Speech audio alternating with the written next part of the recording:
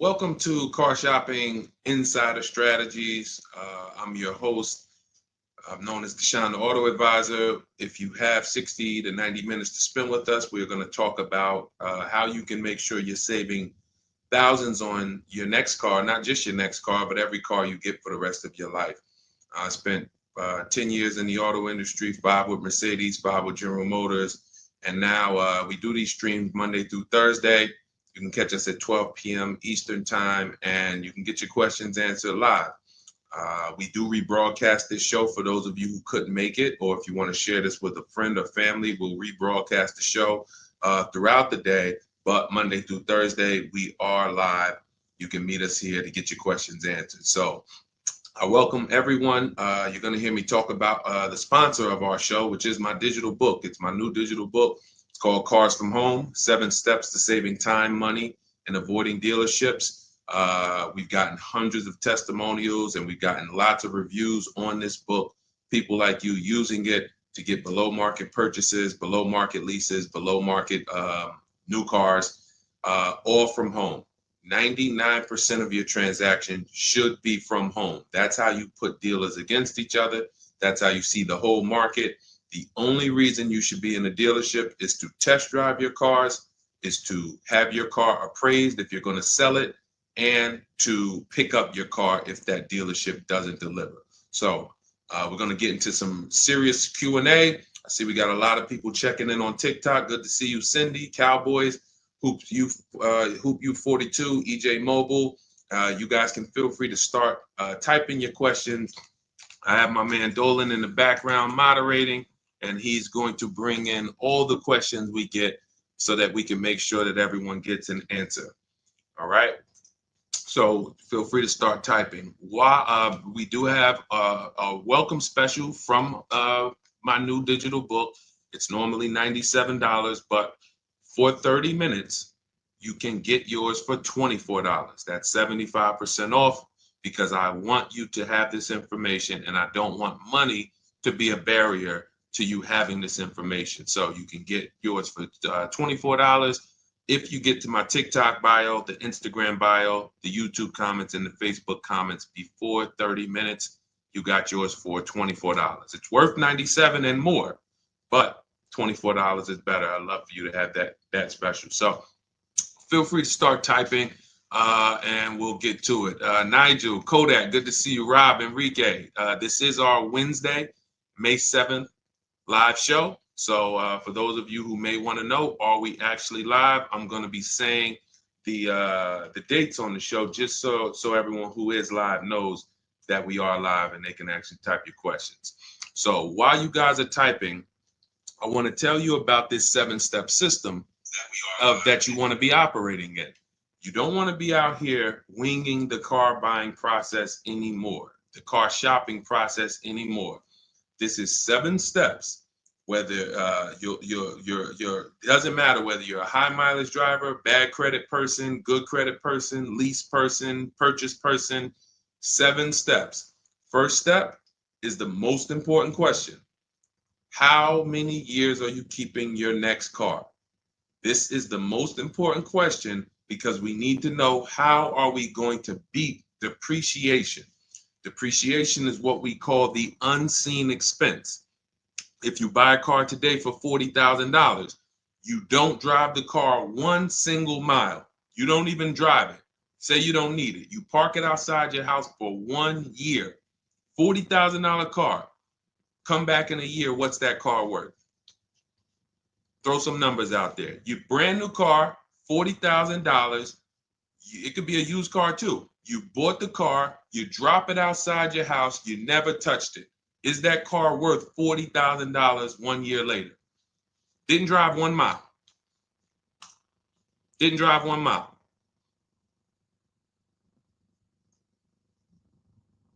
Let's go. Throw some numbers out there. What do you think? What do you think a $40,000 car is worth after 1 year?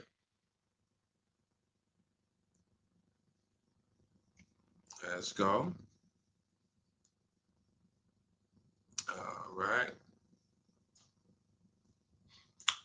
Come on. I know people. Let's get. I sometimes listen. I'm going to say this because y'all know I'm a straight shooter. For those of you who are just new here, I have to let you know, most of the people who have a hard time with us getting to the money, literally getting to the money. It's not a matter of the information. The information's proven. We got thousands of people using it. We got thousands of comments. We got hundreds of testimonials. It's the ability to focus. It is the ability to focus. We live in a world where it is very hard for people to focus, and that is where you lose. So I'm letting you know, when you come here to Car Buying Insider Strategies, you have to lock in. If you're going to be here, if not, you're not going to be able to win. You're not going to be able to use what we teach to literally dominate your car buying processes and have total wins, like Milligan, almost $30,000 off an electric car. Like, Just Ralph saving $5,000 off his brand new 2025s. He bought 2 of them. Dealerships dropped the price. The moment they came out, he got them back in December. They dropped the price on both of them over $5,000. Like, these are brand new high demand cars. You're going to see me share a bunch of people that like, whoa, those results look amazing. And these people are telling you they'll never buy a car any other way except the Cars from Home way with bids. But they focused. Whenever they met me on a video, social media video, hopped on a live, you have to focus, okay? And that's how you're going to win here. So let me talk to the focus people. I see you, KSA. I see you, Nisi, on Instagram. All right, I see you, John. We got you on YouTube. Jay, we got your question coming. So that's the depreciation. You buy a car for 40, your car is worth 30 a year later. It's worth 35 a year later. Even if you didn't touch it, you didn't drive it, you just literally parked it outside your house. So that means our cars are losing value daily, whether we drive them or not. So the reason why the most important question is our first question: how many years will we keep this next car? Because we need to determine, are we going to beat depreciation with a short-term lease, 3 years? Or are we going to beat depreciation with long-term ownership? Well, thank you, Will Rosa. Shout out to the people liking the show. If you are a long-term person, that's where we are purchasing. So that's step 1 in the process. Before you think about, Deshaun, what about my old car? I need to trade that. Nope, you're going to see we don't trade, we sell. But before you think about, Deshaun, I want this car. How do I get the best price on that? Before I think about anything, we are thinking about how are we going to beat the unseen expense, depreciation, because that is what most people overlook, and depreciation kills them, and they don't realize how much depreciation has killed them until they come years later to try to replace their car, and they're like, wow, that's all my old car is worth? Who's had that happen? Who understands that every time you have gone to replace your old car, if you replaced it in 3 years, 5 years, 6 years, besides the pandemic, when every single car was worth $7,000 more than what it was really worth, so you could buy anything and you could win. Besides those times, isn't it more likely that you went to replace your car and you're like, whoa, that's all this car is worth? Man, that's all you're giving me? Because the depreciation has really set in, and we have not held the car long enough to have that win. So that's why this is the most important question. Then we move to equity assessment, where we get bids. Then we move to deal structure, where we structure, what does a great deal look like? What does it look like if I lease this vehicle and it's a great deal? Not these bad deals I see on commercials. What does it look like for me to budget and make sure when I go shop, I'm not going over my budget? In fact, I want to shop way below my budget. That's what we do in step 3. Takes us about 10 minutes. Then we move to shopping. This is the fun part. And I want y'all to understand something. Shopping is deciding what you want. It's not buying it. It's not buying it. Shopping is deciding what you want. Okay? And what we tend to do is we mix shopping with buying. When I was in the dealership, I would have people, man, Deshaun, I don't know how I ended up with a car. I just went to Home Depot. I was going to Home Depot. I said, let me stop by the dealership. And now look, I'm leaving with a car. That's mixing shopping with buying. We don't want to do that.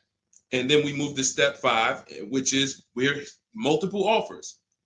Multiple offers. So you're going to hear as you stay on the stream and as you understand what we do in the Cars from Home process and why people are saving so much money and they're so happy enjoying their process is because of those 2 words, multiple offers. It puts you in control. It puts you in the driver's seat. It makes you feel like you are the prize.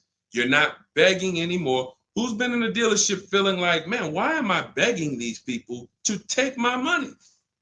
Will anyone be honest? Anybody be honest and say, man, anytime you've been in the dealership, have you ever felt like, why am I begging these guys for me to give them $20,000 of my money? $50,000 of my money. So what we're going to do is when you start getting multiple offers, you're going to see, whoa, this thing flips on its head. Now they're coming to me. Okay, so this is just initial mindset of the difference with the Cars from Home process. Step 6, we go and tie up our paperwork. Again, if you notice, all of this stuff I'm talking about is done from home. The only thing we do in that dealership is test drive, come on home. And you're going to start now enjoying your test drives. So you probably can't even, you've probably been scared to go test drive. Sean, I'm scared to go test drive. I don't want to, because they're sitting you down. Thank you, Paul. Thank you, Paul Sperling, for being honest. I see you on Facebook. That's where you've been nervous. Man, I don't want to go test drive. I'd rather just, but what you're going to start doing now is enjoying the shopping because you're test driving, going to another dealership, test drive this. Sometimes people go with their families and say, hey, family, good news. We're going to go out this weekend. We're going to test drive a bunch of cars and we're going to decide what the right one is for our family. The kids are happy, wife's happy, husband's happy. Yes, let's do it. Get to the first dealership, test driving the car. All right, what do you think, guys? Oh, it's okay, it's all right, it's nice, we like it. Okay, now the kids think we're going to see 3 vehicles. Next thing you know, Dad's sitting down with the salesman. Hey, we got a great sale, today. It's a 1-day sale. That's a lie. Really? Oh man, what does the sale look like?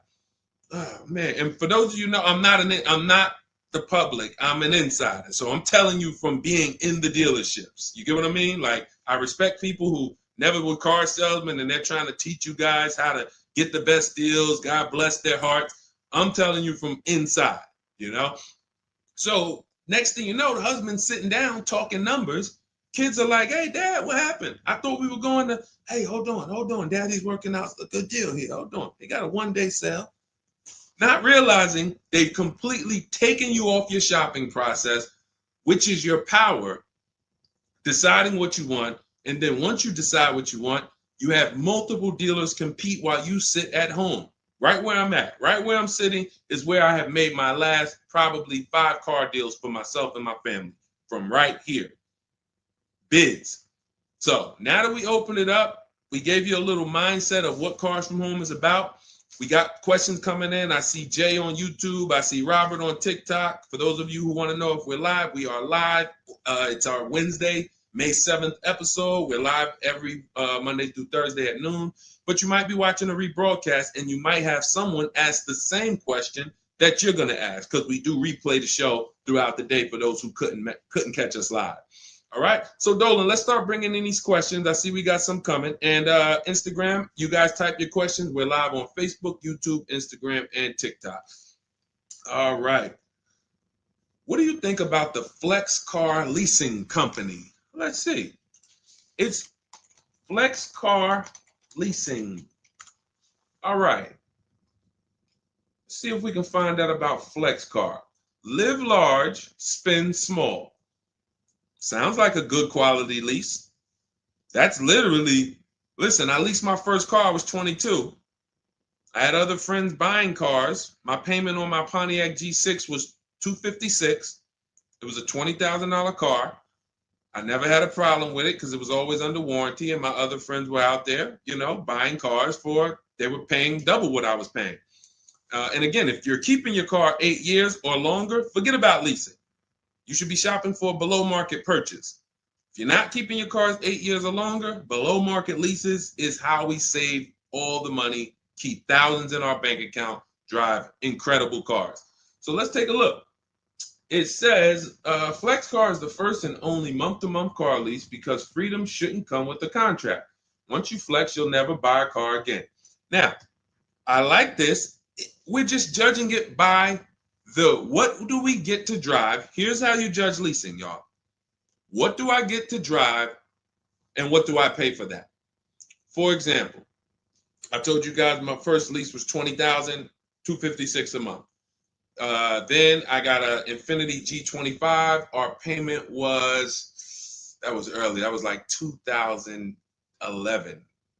It's like a $35,000 car. I want to say I was like low threes or either high twos. Ridiculous deal on it. Wasn't no more than that because after that I got an Infiniti Q50, $45,000 car. My payment was $325. After that I got another Q50. I had 3 Q50s in a row. My next payment was $345. My last one was $365. That was all of these are $45,000 cars. No money down. I do not put money down on leases, and I teach you how never to put money down when you're shopping. When you know you have a great lease deal, then you can put money down. Let me give you an example. So let's say we shop all our offers. You're going to see dealers all over the place. Once you get multiple offers, you guys are going to see, thank you so much. Shout out to the people sharing on TikTok. Shout out to the sharers. Everyone who shares this broadcast, I appreciate you. Everyone doesn't share, but I appreciate the people who do share. I don't take it for granted. You know, and your friends will be upset if they find out you sent them out. They went out, bought a car, got ripped off, and then you're like, hey, you ever hear that guy, Deshone? No. Oh, yeah, I watch him all the time. Why didn't you share his channel with me? That mess around, you know, the friendship's over. So make sure. So share with your friends. But anyway, so when we consider that leasing is a value play. So leasing is how much car can I drive for X amount of money? Because that's all we judge it by. It is literally nothing. We're not in love with these cars. We are not keeping these cars for more than we should not be leasing something and saying we love it. Because if you love it, you mess around and lease something that has a bad lease program, and then you're driving a car overpaid for it because you like. So you know, if somebody says, "Oh man, I really want that Range Rover," and then they shop the offers. Range Rover offers are no good. They're all over 1.5, 1.6, 1.7. For those of you who don't know, we judge leases by dividing the MSRP, the monthly payment we get, no money down. You divide that monthly payment into the MSRP. So if you have a vehicle that has a $400 payment, you divide that into the MSRP, which is, let's say, $40,000. That's going to be a 1% lease. You multiply it by 100. So divide the monthly payment into the MSRP times 100. That tells us a percentage. So once we get that percentage, we can see, is this a 1% lease? Is this a 1.5% lease? Is this a 1.2% lease? Now, you cannot judge a lease until you've gotten multiple offers because you need to find what we call the 20%. What are the 20%? Anybody know what the 20% is? And we're still talking about this Flex Car leasing program because if we can lease cars through Flex Car and they're 1% leases or 1.1 and 1. If you get to drive these expensive cars, but you're only paying 1%, 1.2%, 1.1%, less than 1% of the MSRP on a monthly payment, you don't have to tie up all your money. You got cars under warranty, no problems. This could be a really good thing. Now, I haven't used Flex Car, but I'm just telling you, if you guys explore them, this is what we are judging because this is how we judge leases. Okay, there's nothing else about it. So you divide your monthly payment. You don't have to worry about taxes. Here's why you don't have to worry about taxes. And here's why you also don't have to. We're just talking about leasing. So let's continue to ask questions about used. I don't know if more people are just interested in leasing.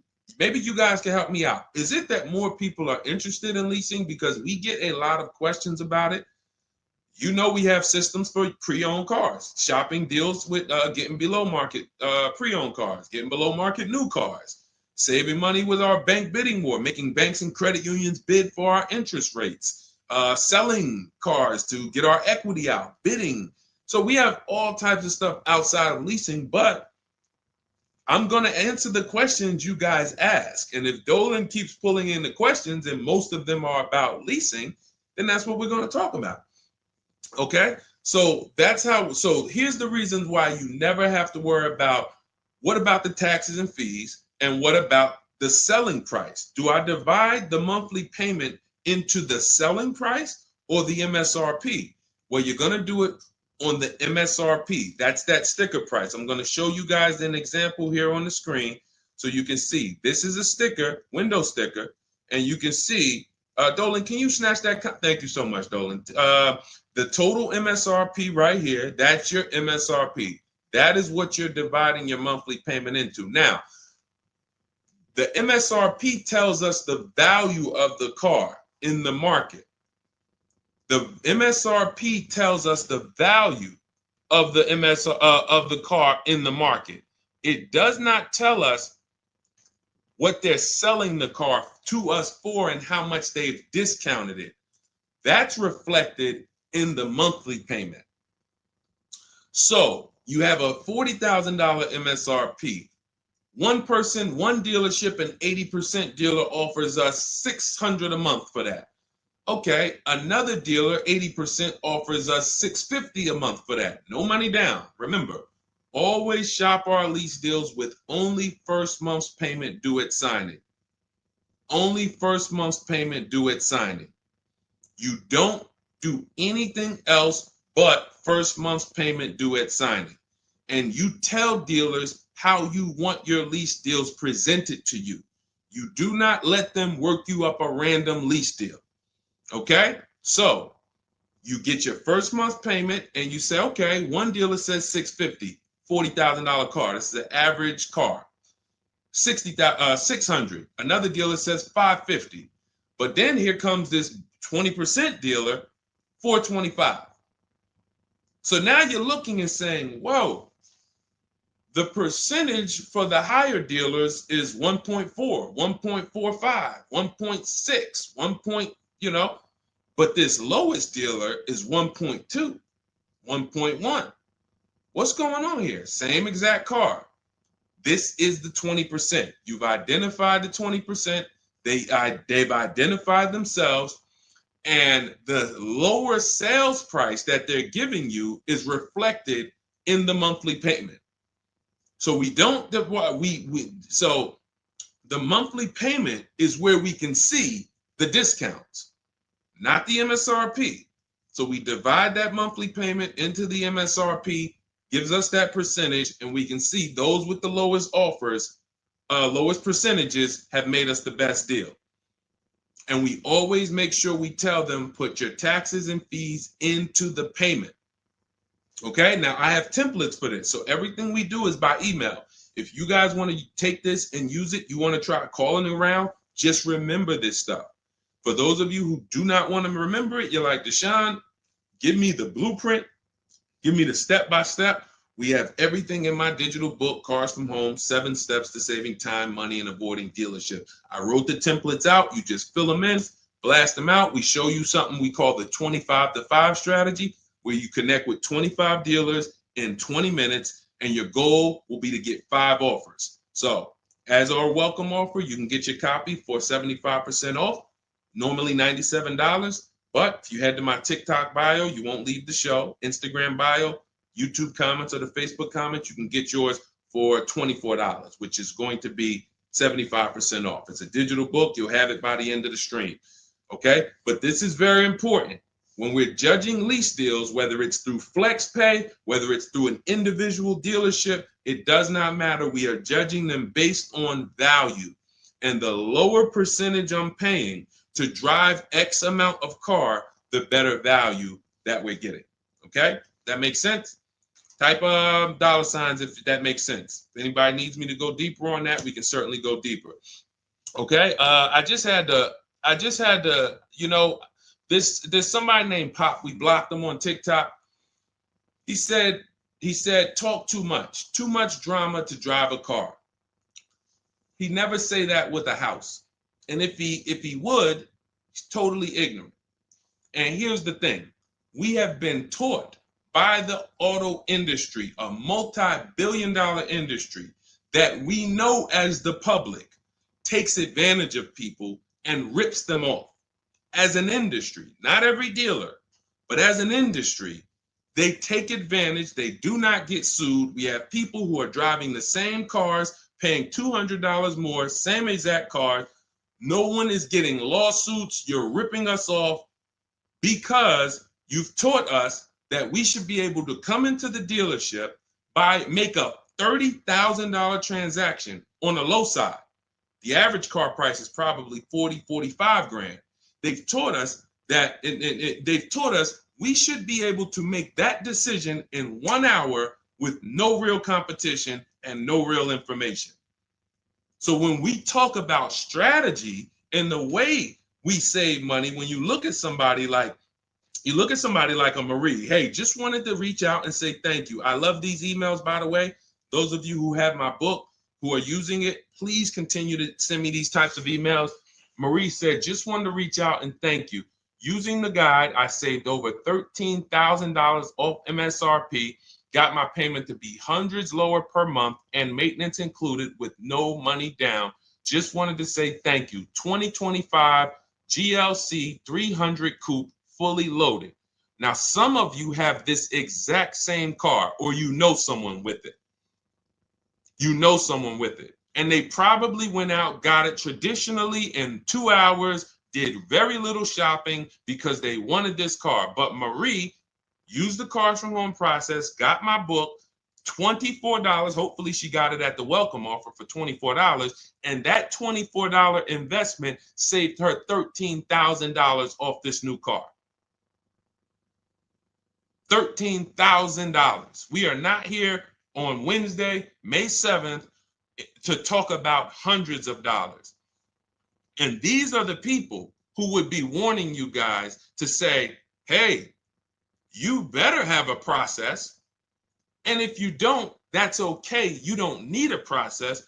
Just know you're overpaying. And just understand that the car business has mastered sending you down the road in your car and you overpaid and you're smiling. It's a very, very powerful business, multi-billion-dollar machine where you could send hundreds of people down the road smiling and they literally overpay. You just made $5 grand on them, $8 grand on them, 10 grand on them. That, you know, there's a saying in the car business, the happiest customers are the ones you make the most money on.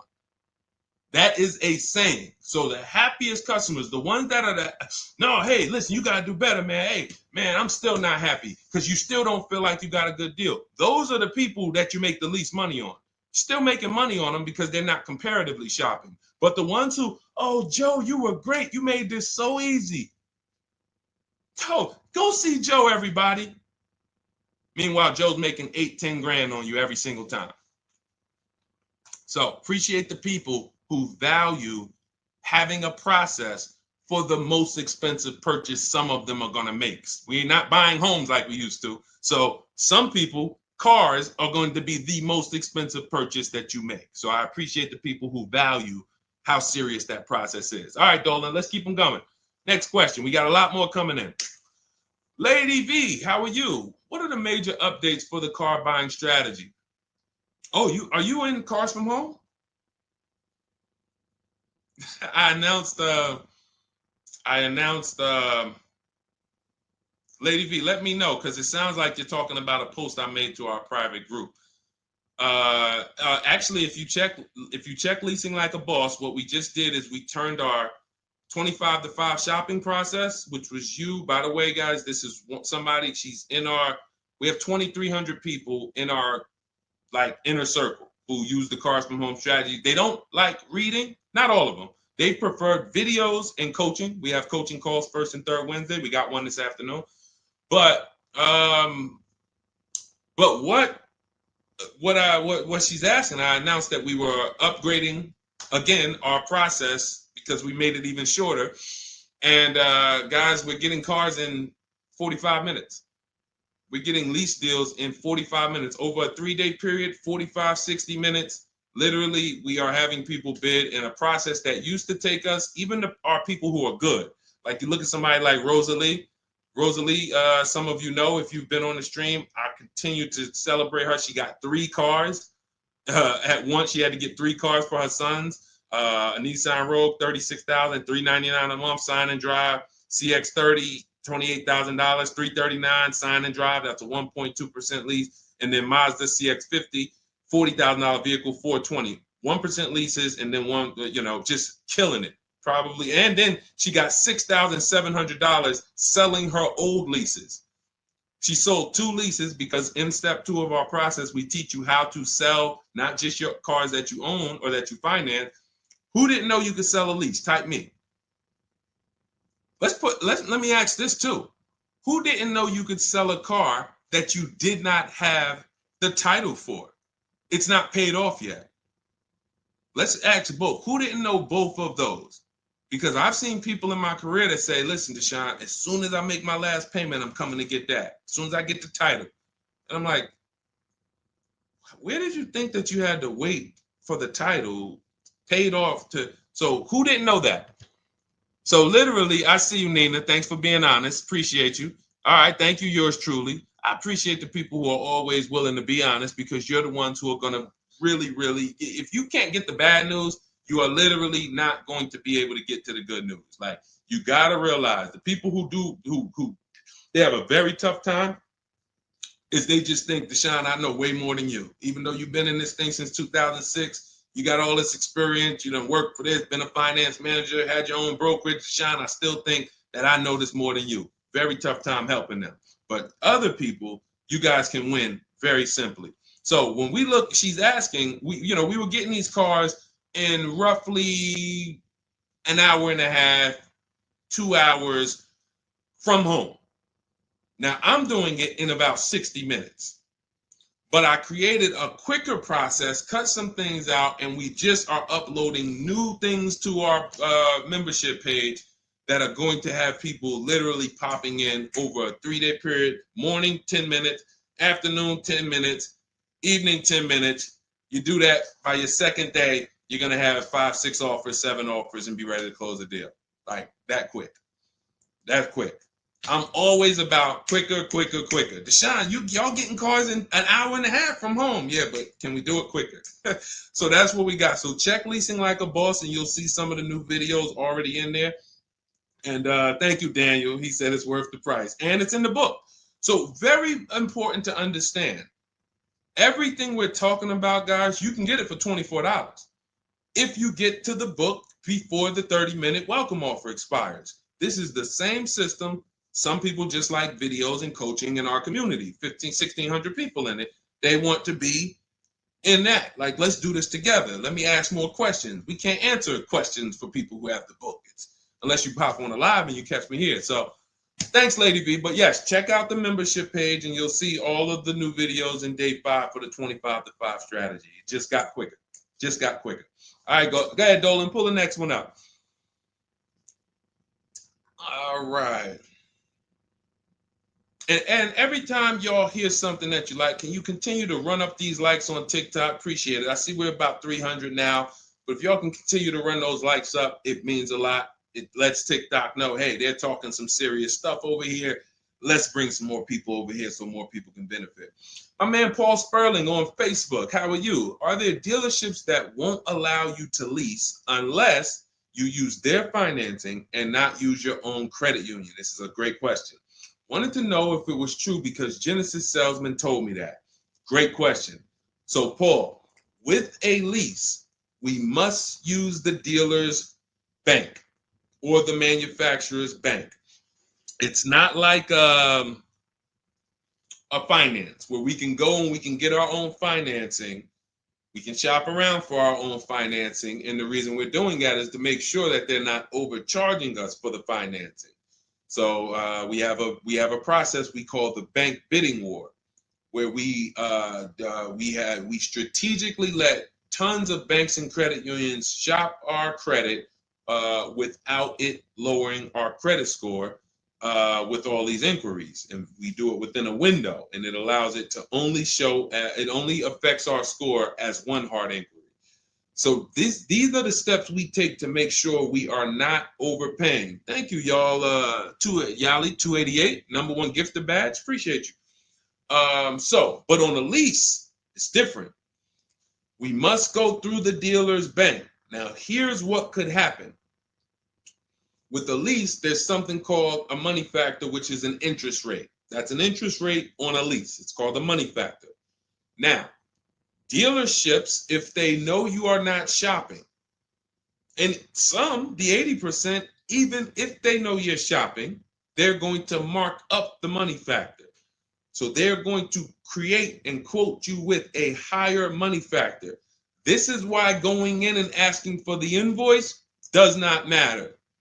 You don't know what the hidden money is. What are the rebates? What is the incentives? What is the money factor? You don't know. Did you mark it up? Did you not? Can't see it.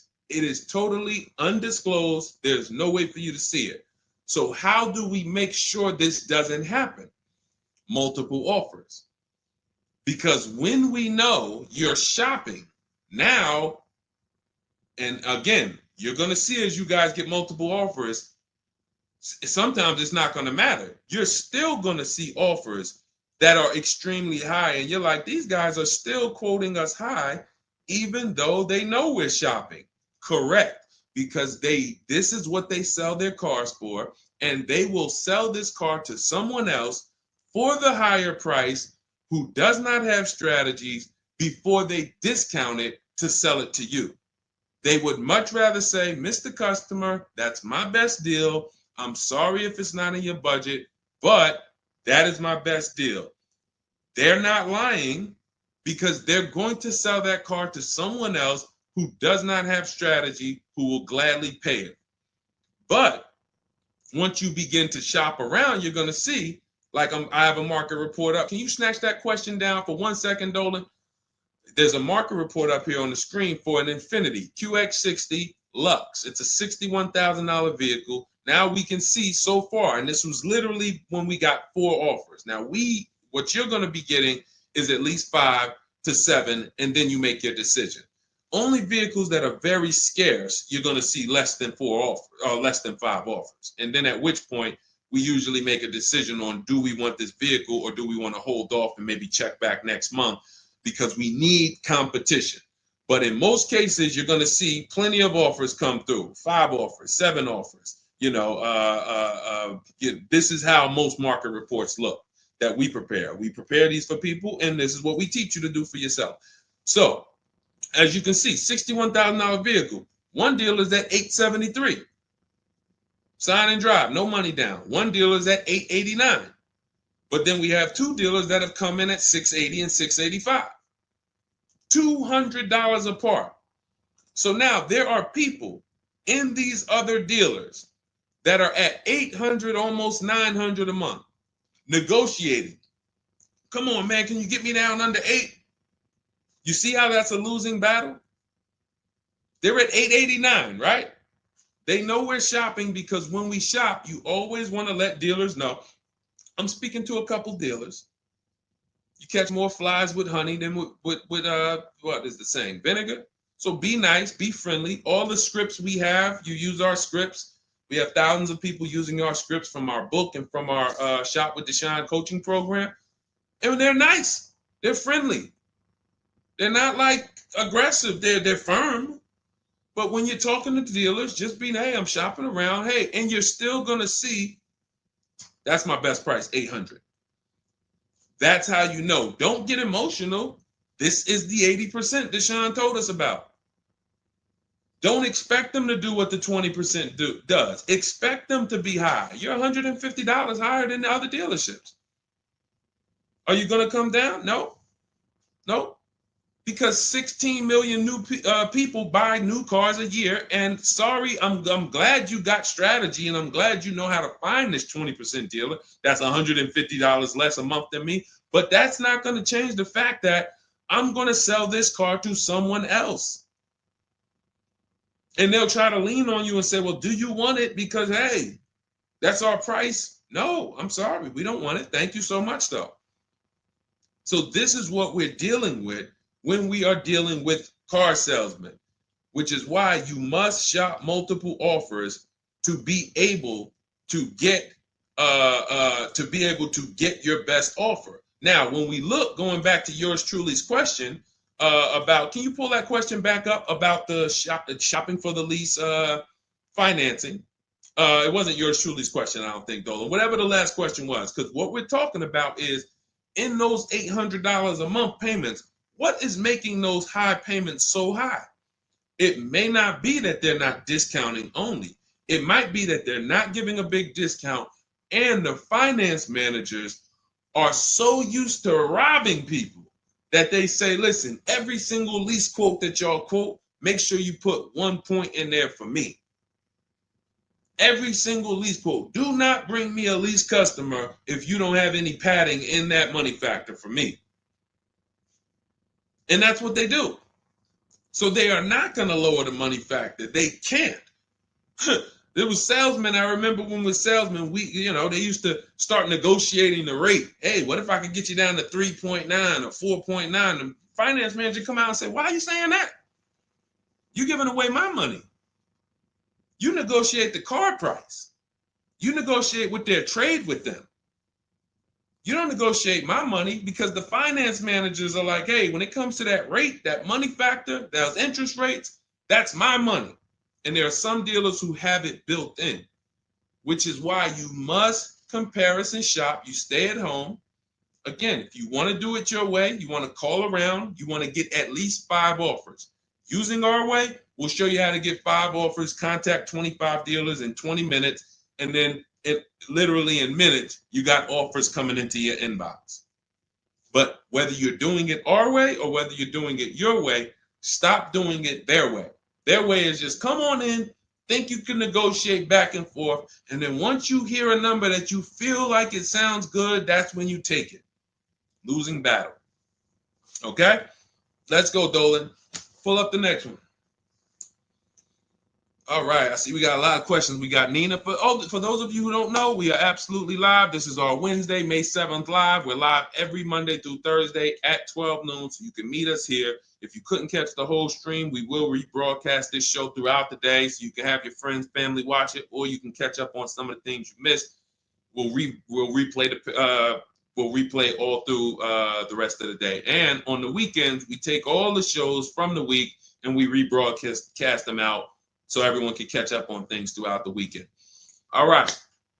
And most times you're going to hear someone ask the same question you were going to ask. All right. When getting quotes for your Adrian on Facebook, when getting quotes for your car for trade, who all should you get quotes from? This is a great question, Adrian. 6 companies right now. 6 companies. And we could throw a 7th in because Rosalie sold hers to We Buy Any Car. So this is step 2, guys. This is called the equity assessment, because we don't trade. Trade is a curse word here. The only people who have to trade using our system are people who've buried themselves in negative equity, and now we're working a transaction to get them out of it. They can't pay the difference, so they have to trade their car into whoever wins the bid. And but those are the only times we use that curse word, trade. In every other case, we are selling our car to cash buyers because we're separating our transactions. We separate who we buy our car from who we sell our old car to, from who we get our bank loan from. Some of you, and be honest, have you given the dealership your trade-in, got a loan from them, and got a car from them? All 3 in 1. Have you done that? I bought a car from a dealership, got my loan from them, and I gave them my old car. 3 transactions in 1. Impossible to have 1 there. Again, take the bad news first so that we can get you to the good news. You cannot win giving a dealership 3 transactions in 1. Okay? Each one of these should be bid out while you're at home so that you know I've maximized everything. Okay? So 6 companies we're getting bids from: CarMax, Carvana, Driveway, Kelly's Blue Book, but not the regular Kelly's Blue Book, Instant Cash Offer. Kelly's Blue Book Instant Cash Offer, where they connect you with a local dealership that gives you a cash offer. Auto Nation, cash offer. Car Gurus, cash offer. All three of them connect you with a local dealership to get a cash offer. Now, when you throw in We Buy Any Car, or maybe a local cash buying company that you might see commercials with, hey, we want to buy any car, we'll buy your car. All of them. Now, this takes about 25 minutes to do to get all of these quotes, but you're not getting, this is a third of your transaction. So those of you who are like, I'm just going to trade, God bless you, do you. But you're not going to make the money we make. You're not going to make the money Rosalie made. Sold 2 leases, put $6,700 in her pocket at the end of the lease. And what many of you, do I still have Melissa's test? See, Melissa, many of you who are going to learn that you have not been a long-term person and you have been buying your cars, you're going to get your bids, and then you're going to put a ton of money in your bank account because you're going to lease with no money down. And once you lease with no money down, I don't think I have it up. I think it was from last year. And because we're just showing all 2025s and 20. Yeah, that's all we're showing right now is, recent people, But some of these, Dolan, I'm going to go back and grab because some of them were unique in that when you see you've been somebody who's been taking loans out and you're like, Deshone, every time I buy a car, I take loans out 5-6 years. I go trade the car in after like 4 years, or maybe I pay them off and then I go and trade them in. And I always end up really not getting nothing. I got high payments every time. And then whatever my old car is worth, I use it for a down payment for the new car. I don't really see where that money goes. So this is a repetitive cycle. What you're going to do is actually get your cash bids, realize, all right, I've been breaking the 8-year rule. The 8-year rule says if you're not buying your next car to keep at least 8 years, you should be getting a below market lease. That's what you should be shopping for. That's going to save you thousands upon thousands of dollars more, and you're going to drive better vehicles. If you're keeping your car more than 8 years, then you should be shopping for a below market purchase, new or used, based on your budget and your values.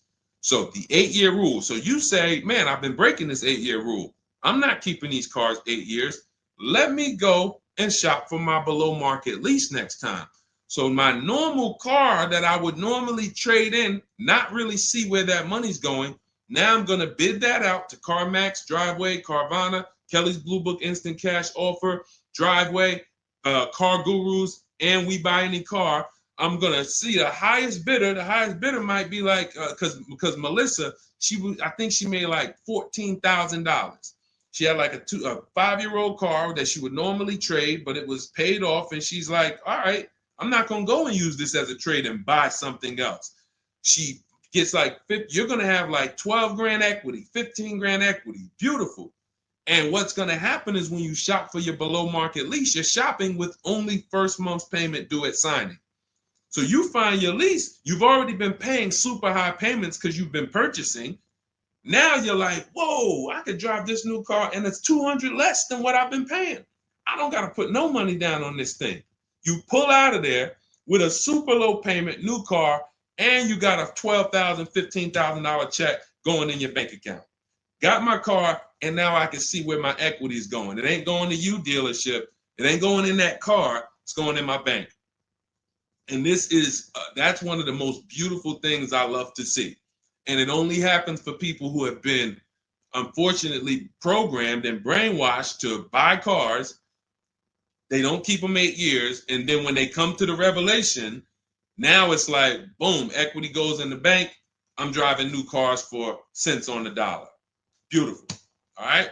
And that's why you do the equity assessment before you shop. Step one, we decide how our 8-year rule. Are we buying to keep more than 8 years or less than 8 years? That's when we know, lease or purchase. Then step two, equity assessment. Let me see what my current car is worth. My current lease is worth. Can I make any money on it? Am I upside down? That's what we do at step 2. Okay, so once you guys really follow this process, your whole car buying is going to change. You'll be moving just like everybody else is moving. Just like Brian got his first lease. First lease using our system. He said, just finalized my first ever lease using your system. 2025 HRV Sport, all-wheel drive, $30,500 MSRP for $395 a month. 1.2% ratio. See, this is how you know people understand the car buying process. They talk just like me. They talk just like me. They know the process. They didn't have to go to school for this. They just followed the steps, and I walked them through how to judge the deal. 1.2% deal, 12,000 miles a year, 36 months, no money down. His initial quote from this dealer was $434. In my book and in our Shop with Deshone system, we have calculators we invented. We have 6 proprietary calculators. Can't find them anywhere on Google. They're ours. We created them. He used our calculator. We put all our offers into the calculator. It tells us what to counter. So he counter offered online or by email. His last offer was $395. They went from $434 to $395. That's how it goes. And he probably had 5 or 6 or 7 other offers that was $150 a month higher. That's how it goes. All right. That's where you want to be. All right. That makes sense. Did everybody grab that? Type $ if you follow me. Who's following? Type $. Okay. I never want to go to the next subject before I make sure. All right. Did you grasp that? Did you? All right. Thank you. I see you, DJ and Nice. My man, good to see you checking in. Hart, you have that's your username, Hart. So yours truly. Thank you so much. Good to see you. All right. I see you, HD1 1225. Good to see you. All right, perfect. All right, Dolan, let's go to the next question. All right, feel free to keep talking. I know we got a bunch, so I'm not even gonna say it. Let's just try to get through what we got so far. Should there be a set length of financing depending on the year of the car? Great question. So we have something we created called the Rule of 72 and the 10th birthday. This is, all right, there's something we call the repo recipe. So when I was in Mercedes, this happened more often with Mercedes. People, 4 expenses that we need to take into account when we're financing a car. 4 expenses. The cost to acquire the car, and most people are taking a loan. So it's the cost to acquire. Then you have the cost to repair it. Well, let's say this. You got your insurance. You have your maintenance. And on some cars, maintenance does become serious. On a Mercedes, your oil change is $200. Your brake fluid change and your service B is $400 to $500. So there are cars that we have to take into account the maintenance being serious. Then we have gas. So even if you have a car that maintenance is low, you still have gas. So let's just wrap those 2 together. And the 4th expense is what really, really hurts people when they have something that breaks. And when we have something that breaks, what we typically don't want is a car payment. We don't want all of those expenses on top of things breaking. So what we really want to do, and this is a measure of when you're buying too much car for your real budget. If you can't buy a car and you afford it and can get, most of the loan is under warranty. So most of the loan that you have the car is under warranty. If you got a 5-year loan and you got 2 years without a warranty, okay, cool. You got a 6-year loan, you got 3 years without a warranty, okay. But you don't want a 6-year loan and 1 year you had a warranty and 5 years there's no warranty on a car that could, and you don't have the cash. These are things that we call the repo recipe, because when something breaks and you have a car payment and your insurance payment and they're telling you, wait, you need the maintenance, you just wait, I just put brakes and tires on this thing. This is enough for some people to say, whoa, I can't afford to put $5,000 into this car in 60 days. Or so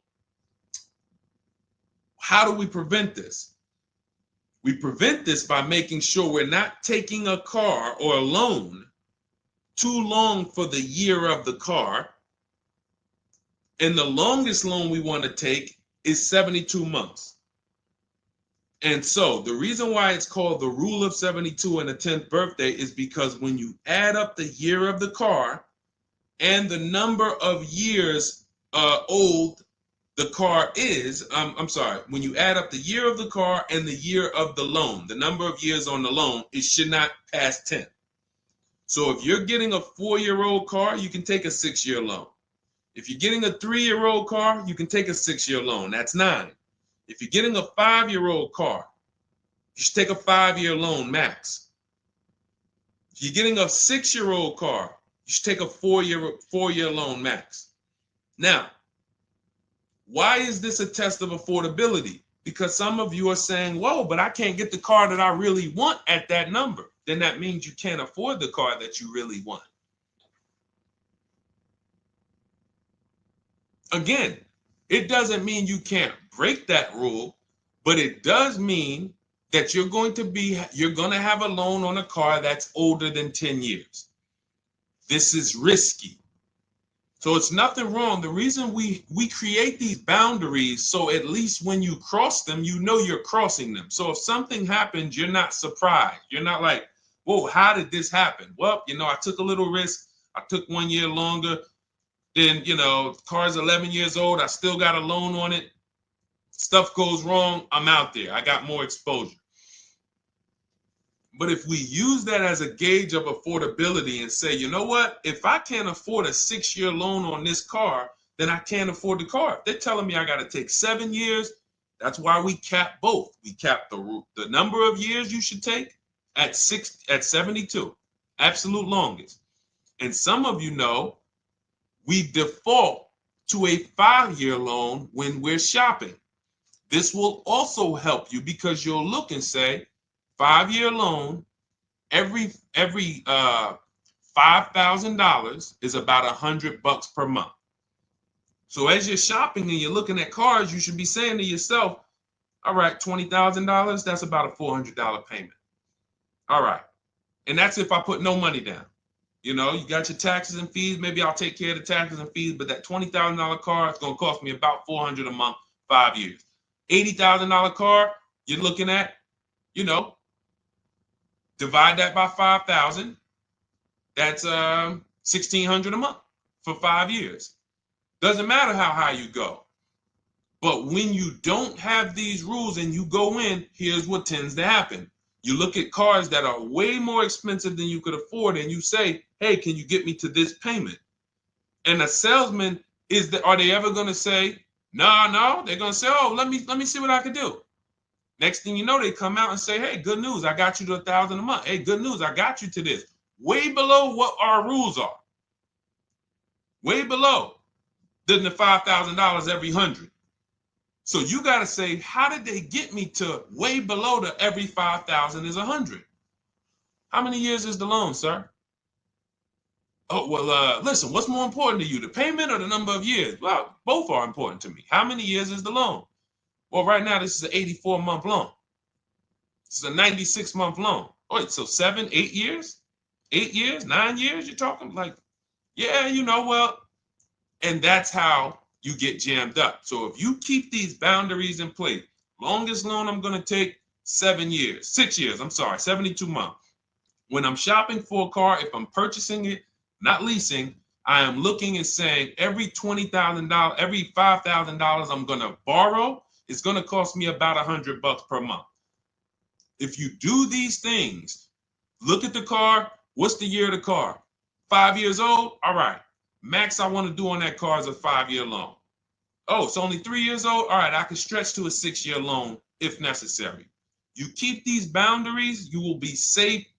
You stay far away from the repo recipe. When things tend to go wrong at that 9, 10 year, 11 year mark, you got to put some money into the car. Car is paid off. You don't have to worry. Okay? High dollar signs if you guys followed that, and we can move on to the next question. Everybody clear on that? Colin Moore, welcome to the community. New follower. We are live. It is our Wednesday, May 7th episode. You may be watching us live at noon, or you might be watching a rebroadcast. We rebroadcast the show throughout the day until our next show tomorrow, which is at noon. Monday through Thursday, we're live at noon. You can please tell your friends who are shopping for cars, meet us here. they'll be shopping for cars in the next 6 months. This is where they want to be. And they really don't want to wait. I mean, I'm trying to get people to stop waiting till they need a car to go and start learning this stuff. You want to be in the market 90 days before you need a car. We've been programmed again to wait until, and it's probably the anxiety. I put it off to the very end. We've just been programmed to wait until the very end, and then we go in and now we have desperate vibes. We're like, oh, I got to take anything I can get.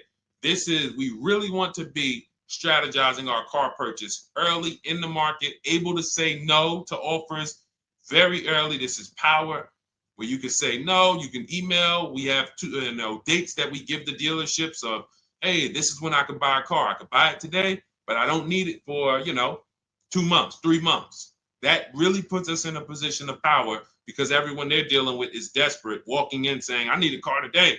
Oh, I hear these cars are hard to get. All of this wrong, desperate energy that's going to make them pay more. That's what they want to sell. We come with, no, we can make a deal today, but we don't have to make a deal today. And when we come like that, it really positions us to, next month, the car salesman will be like, man, I ain't sold a car in 4 days. Oh man, let me call Kevin Gilder. Hey, Mr. Gilder, are you still in the market? Yeah, I'm still here. I told you I got until I got a couple months. Oh, cool, man. Listen, I think I could get that offer you made last month. We couldn't do it last month, but we were super busy. Everybody was in here, man. We charging them all of this money, but right now we're pretty desperate, and I would like to take your offer to my manager. Sure, definitely. That's obviously not what they say, but that's what they're thinking. So you want to be positioned for that. If you shop every single time in an emergency, you're not going to be able to be positioned for that. Okay? We don't want to be in the habit of emergency shopping. Not here. Once you have this way, you'll be like, oh, man, I could get in the market early. All right. Go ahead, Dolan. Oh, for those of you who are like, Deshone, there's no way I'm going to remember all of this stuff. Can you give me the whole blueprint? Write it out step by step. That's my new digital book, Cars from Home, 7 Steps to Saving Time, Money, and Avoiding Dealerships. And it's 7 steps, whether you are purchasing, whether you're leasing. We get below market leases. You're going to get below market leases, below market new cars, below market used cars, below market financing, because you're going to have banks and dealers bidding for your financing. If you're a high mileage driver, there's 3 different strategies for exactly how you need to be moving as a high mileage driver. If you have negative equity, there are 2 strategies in there to help you move from negative equity to your next purchase. This is all in 7 steps. Very simple to follow. So you can get your copy. It's normally $97, but you can get your copy. Part of our welcome offer, 30 minutes only. If you visited already and that timer started, once 30 minutes goes to 0, it is now $97, which is worth every penny. But I'd rather you get the welcome offer. So go grab it. TikTok bio, Instagram bio, Facebook comments, YouTube comments. Click those links. Go grab your book and come on back to the stream. Make sure after you get the book, you screenshot the thank you page because it has my support team's email. Sometimes you're typing fast, type your email wrong. You don't see that book in 10 minutes, just send an email to my support team. They'll get you your book right away. All right, go grab it before the 30 minutes is up. Go ahead, Dolan, shoot the next one. You don't want to have your own financing all the time, pure knowledge. Sometimes dealers have 12, 13 banks sometimes. Sometimes they can beat what you get on the outside. The key is creating a competition. Thinking about a 2025 Land Cruiser for $62,000, $5K down, any advice? How do we know that's a good deal? How do we know that's a good deal, everyone? Now, mind you, that's how a lot of people approach the car purchase. I'm thinking of this car, all right, I'm looking for, I got 10 grand down. What we haven't, so here's what you discussed in this statement. I'm gonna read this question again, and you're gonna see 2 pillars that unfortunately we're combining. Thinking about a 2025 Land Cruiser. So now in my mind for 62K. Now, this is a new car. With our new car system, we use the bidding. Thank you so much, Daniel. See, Daniel knows. I think, Daniel, you have our book, Bidding the Market. So that's where we're missing everything. So now we're looking at the new car, which means what our process is, we're connecting with 25 dealers to get bids. If you said, Deshone, I called around, spoke to several Toyota dealerships, and the best dealer that I found who's going to offer me a car is going to give me $8,000 off. But I got 5 offers. I got 7 offers. Some people said they're not going to do any discount. Some people had $3,000 in fake fees and dealer adjustments. Some people had protection plans and they took off a little money, took off $5,000, but they had all of these fake fees. So it's really not even like they took off $5,000. But one dealer didn't have the fake fees and he discounted $8,000. Boom. That's a bid. You did it manually. Didn't do it our way. That's just fine. But that is allowing you to have the peace of mind that I'm getting a great price on the Toyota Land Cruiser. Separately now, we're moving to our financing because you said $5,000 down. Therefore, you're getting a loan. So we would now have banks and credit unions bid to now submit offers to you within a 24-hour period. You have all these banks, credit unions online bid for the loan, get the best interest rate. We give the dealer a chance to see can they beat it. In which case we bid out the loan, we bid out the car purchase, and now and watch this. I'm home doing that before you even get home from your dealership. One visit, you're in the dealership 3 hours. I'm popping into my email minutes at a time, 15 minutes. I'm hopping on. I'm getting banks to bid in an hour. Everyone's bidding. Boom, boom. I'm getting dealerships to bid. You're still at the dealership. You're just meeting the salesman. You're still wondering, do they have a black one? Hey, he said he had a black one. He was going to pull it up. All right. He comes back with silver. Oh, you don't have black? Oh, no. Well, listen, somebody's trying to dig it up in the back. We're going to see. Why don't you drive this one and then maybe we'll see. Okay, listen, I'm here. Cars from Home people, we here moving. We already gotten offers coming in. You still waiting for a test drive. This is how we move. So not only is our process and the way we shop the key to getting all these offers, like again, you look at somebody like this was crazy. Val Boss lady, $51,000 vehicle, zero maintenance, zero time. Look, she got a 1.1% lease on that. Let's look at where's Sean? My man Sean, because Sean was actually one of the $72,000 vehicle. He saved with the rebate and with the dealer discount. He saved $21,000 off of it. $21,000 off of it. He's sitting here chilling at home.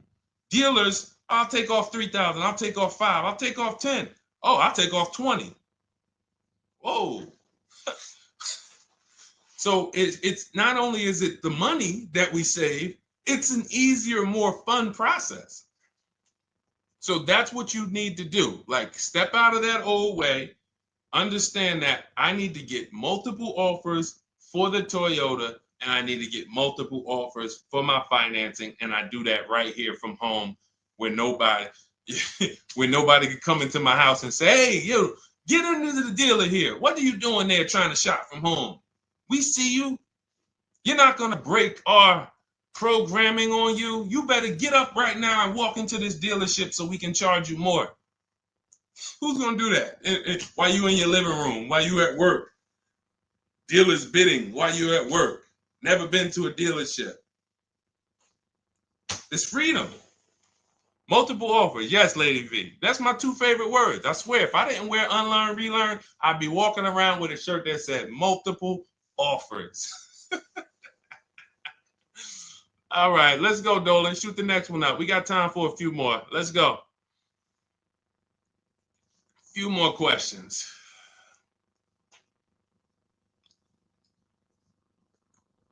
Atiba on Facebook. How is the best way to sell your personal car? Is that in the book? Yes, that's our equity assessment. Step 2. Step 2. Multiple offers. Get your 6 to 7 cash offers. And if you don't need to replace your car, just go and get your check. Do your inspection, get your check. Cash offers, CarMax, Driveway, Kelly's Blue Book Instant Cash Offer, Carvana, AutoNation, Car Gurus. You want to throw We Buy Any Car in there? 7 offers. Get your cash offers. Now, if you are replacing your car, we are timing the transaction. What that looks like is we get our bids for our old car, our current car, or our lease. We assess what our equity is, and then we go shop for the new car. And once we find the best offer for the new car, we then go in. We'll give the dealer a chance to match it, but they usually can't. Hey, I'm selling my car to We Buy Any Car. You know, they're giving me this. Can you beat it? No, that sounds crazy. I can't beat that, because they're not going to win 2 bids. They're not going to beat all of the new car dealers or the used car dealers to sell you a car. And then they can also beat all the used car cash buyers to buy your old car. They'll be out of business. So you go pick up your new car, drop off your old car, or go drop off your old car, get your check, drive over, pick up your new car. Maximize both transactions. It's a beautiful thing. That is the way it's done with us most of the time. Very rarely is the dealer we're picking up our car from the same one who's buying our old car. Very rarely. But yes, absolutely, that's in the book. All right, let's keep it going. Dolan, next one.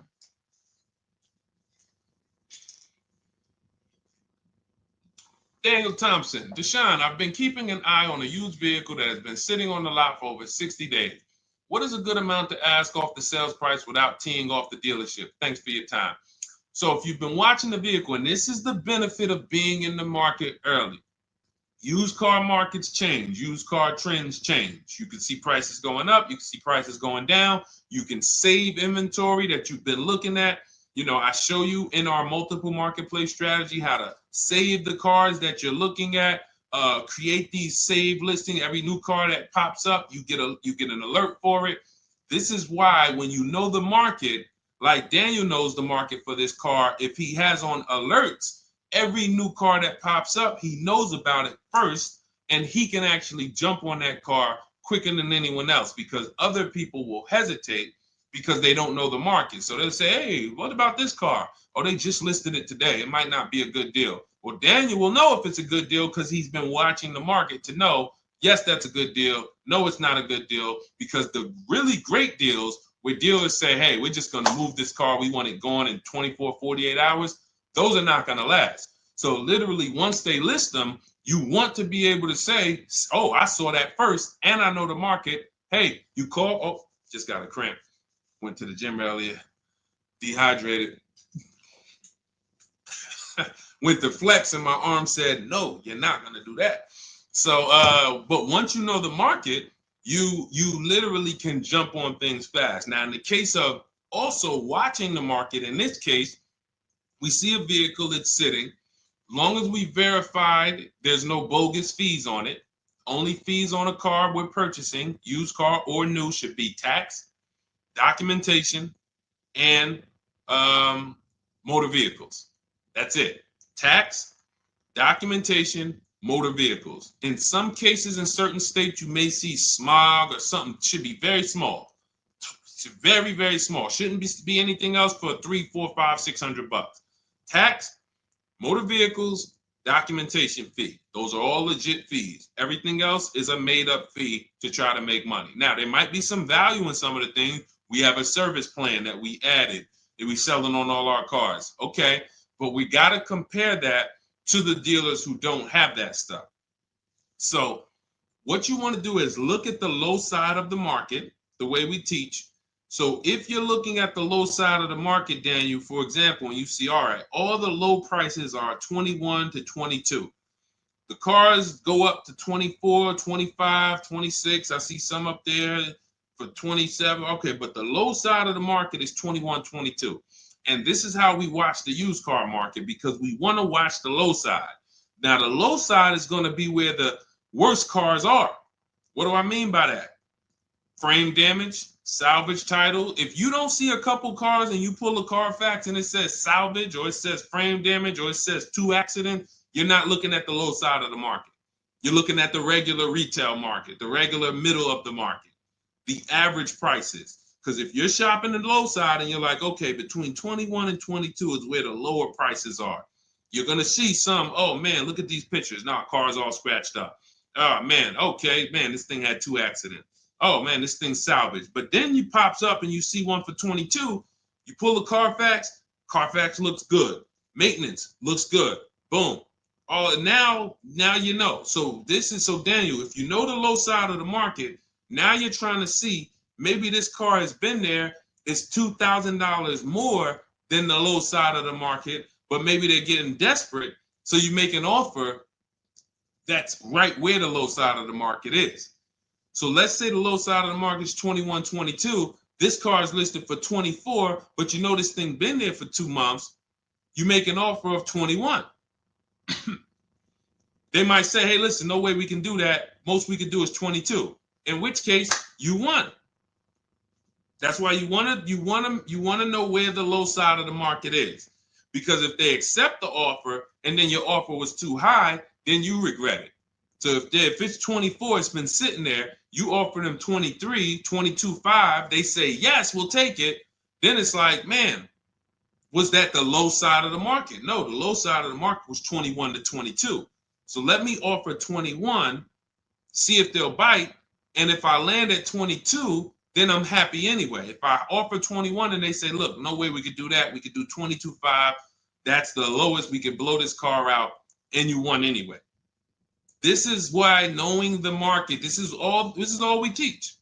Whether you're in Shop with Deshone or a video checklist, or whether and watch this. The thing about our process is every time you use it, it gets quicker. So the longest it's ever going to take you to get a car using Cars from Home is the first deal. Second time you coming through and you're like, okay, I know what to do now. I know where to go now. Yeah, I remember this from my last time. I remember this. That's why Rosalie got her QX60 last year. And then she got 3 cars at once. Because she's like, I got mine.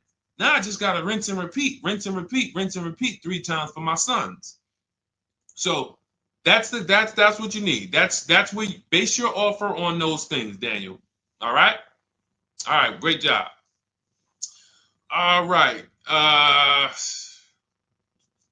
right, it's go ahead, Dolan threw up one more. All right, I'm trying to see. I'm looking at time and I'm like, all right, let's go. All right. Is it true that finance bank will require a certain amount down to get you approved? Absolutely not.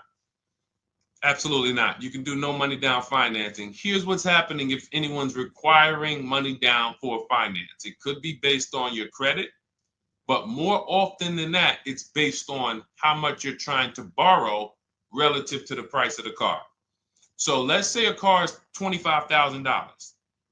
Now, this is how the ability to shop affects your deal in the long run. Because if you overpay, the bank is not going to tell you. It's not their job to say, yo, you're overpaying for this car. But here's what happens. Let's say a car that is a good deal would come in around $25,000. Good deal, good value. Now, you don't know what you're doing. You go in, you pay, you get a car, you're like, okay, man, I'm looking at this car, man, it's about $28,000. It's about $28,000. I love it. It's a nice car. Now, you're not looking at the market to see what the low side of the market is. You go in, and you could do this with a new car too. Tons of people did this during the pandemic. Went in, paid over sticker, 5-10 grand. Normally, the bank would not have approved those, but the banks were in cahoots with the dealerships because there's something called a loan to value ratio, which is why the banks are getting hurt right now because they approved deals on cars that they knew were worth 35, but they were approving loans for 50. Because dealers decided we want to sell this $35,000 car for $42,000. So once our client needs the loan with everything, and they might have a little negative equity, we need y'all to loan them $50,000 on a $35,000 car, and the banks did it, which is why they're falling apart right now, and they're going to continue to collapse. So when you look and say, whoa, if that's the case, how does the bank protect themselves? It should be loan to value ratios, which means this car that you're telling us you bought it for 28, your taxes and everything are, let's say they slapped on some fake fees on you and you're up there like, all right, man, I thought the car was 28. But when it's all said and done, I paid like 34 for it. Now you leave with that car for 34. The bank looks and says, well, you're trying to get it for 34. The bank looks and says, whoa, the book value on this car is only 23. So actual cash value might be, we could lend, the actual cash value is like 23. We could lend 25. I could see if somebody bought it for 25. We could lend that because they'll usually give you 20% above what the actual car's value is. So we'll lend on the $25,000 car, we'll lend you $32,000. You're asking for 34. That means you've overpaid by so much, the bank can't approve it unless you get them to the loan to value ratios where they're comfortable. So they're going to say, you got to put down $2,500. You got to get to, you can't borrow no more than $32,000 on this car. You need to come up with $2,500, come up with $2,000. So whenever a dealership's coming to you and say, hey, listen, the bank needs you to come up with this, they're overcharging you.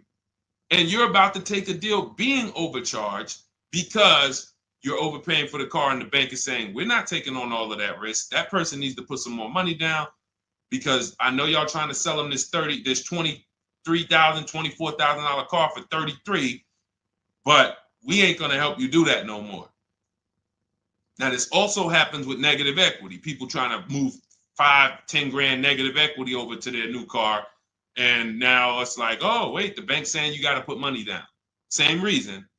So it's two cases, lots of negative equity or you're overpaying or both. But that's a signal. All right. Again, that's why we bid out transactions. When you get multiple offers on the car you're buying and multiple offers on the car you're selling that you have negative equity on, you can see, no, y'all not pulling wool over my eyes because I know the market. All right. And all of this is done from home. That is why our system and our teaching, our philosophy, our company is called Cars from Home. That should ground you in the fact that everything we're talking about, 99% of it is done from home. 99% in minutes, not hours, minutes. All right. So if you guys want your blueprint, if you're like, hey, Deshone, listen, great stream. I enjoyed it, learned a lot. No way I'm going to remember all of this. Can I get the whole blueprint step by step? That is my digital book, Cars from Home. This is specifically for people who are like, I don't like car shopping. I'm not going to know all of this stuff. I want to enjoy my car shopping process. I'm tired of having buyer's remorse. I'm tired of leaving the dealership hoping I won, wishing, I don't want to talk about my numbers. Don't even ask me what I'm paying. Don't ask me what I paid. Don't ask me like that. You can see people from our school, look, they're already always posting their numbers. They never post without posting their numbers because they're confident in them. $50,000 car for Ken, $585 a month, no money down. Look, Jen, she gets a 2025 Honda Pilot, $50,000 vehicle. She saves almost $6,000 off of the price, $5,600 off the price. We could do this all day long. Oh, this is a long one. Oh, graduated. I put $1,000 to hold the vehicle Saturday. The dealership we ended up made the best deal, easiest, quickest process, little over 2-hour drive away. That is a signal. What you're going to see a lot, and y'all are going to get used to it, is driving an hour, hour and a half to go to get that car from the dealer who won the bid. Convenience costs you money. Every one of our students, our book readers who use what we teach, they are absolutely prepared to be, oh man, the dealer that won the bid, they're taking off $15,000. Man, they're 2 hours away. That's a nice drive, ain't it? Nice drive. Oh man, I'm driving I never made this much money on a drive before. And then you start to see most of these local dealers, they think they got me because they see my zip code and they're like, well, this person ain't gonna shop. So listen, hit them at this price. They don't realize that that dealership an hour and a half away is like, hey, we got the car. Hey, we'll sell it to you for this. But they never expected you to find them because most people don't find them. So that is the Cars from Home system. It's very simple, 7-step process. I walk you through it.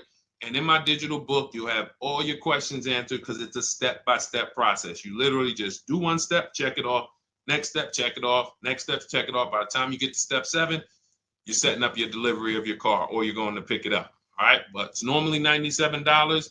Part of my welcome offer, 30 minutes only. You can go grab a copy for $24, 75% off, and you will have it in your inbox. Make sure as soon as you get your book, you screenshot the thank you page, has my support team's email on there, just in case the book's not in there in the next 10 minutes.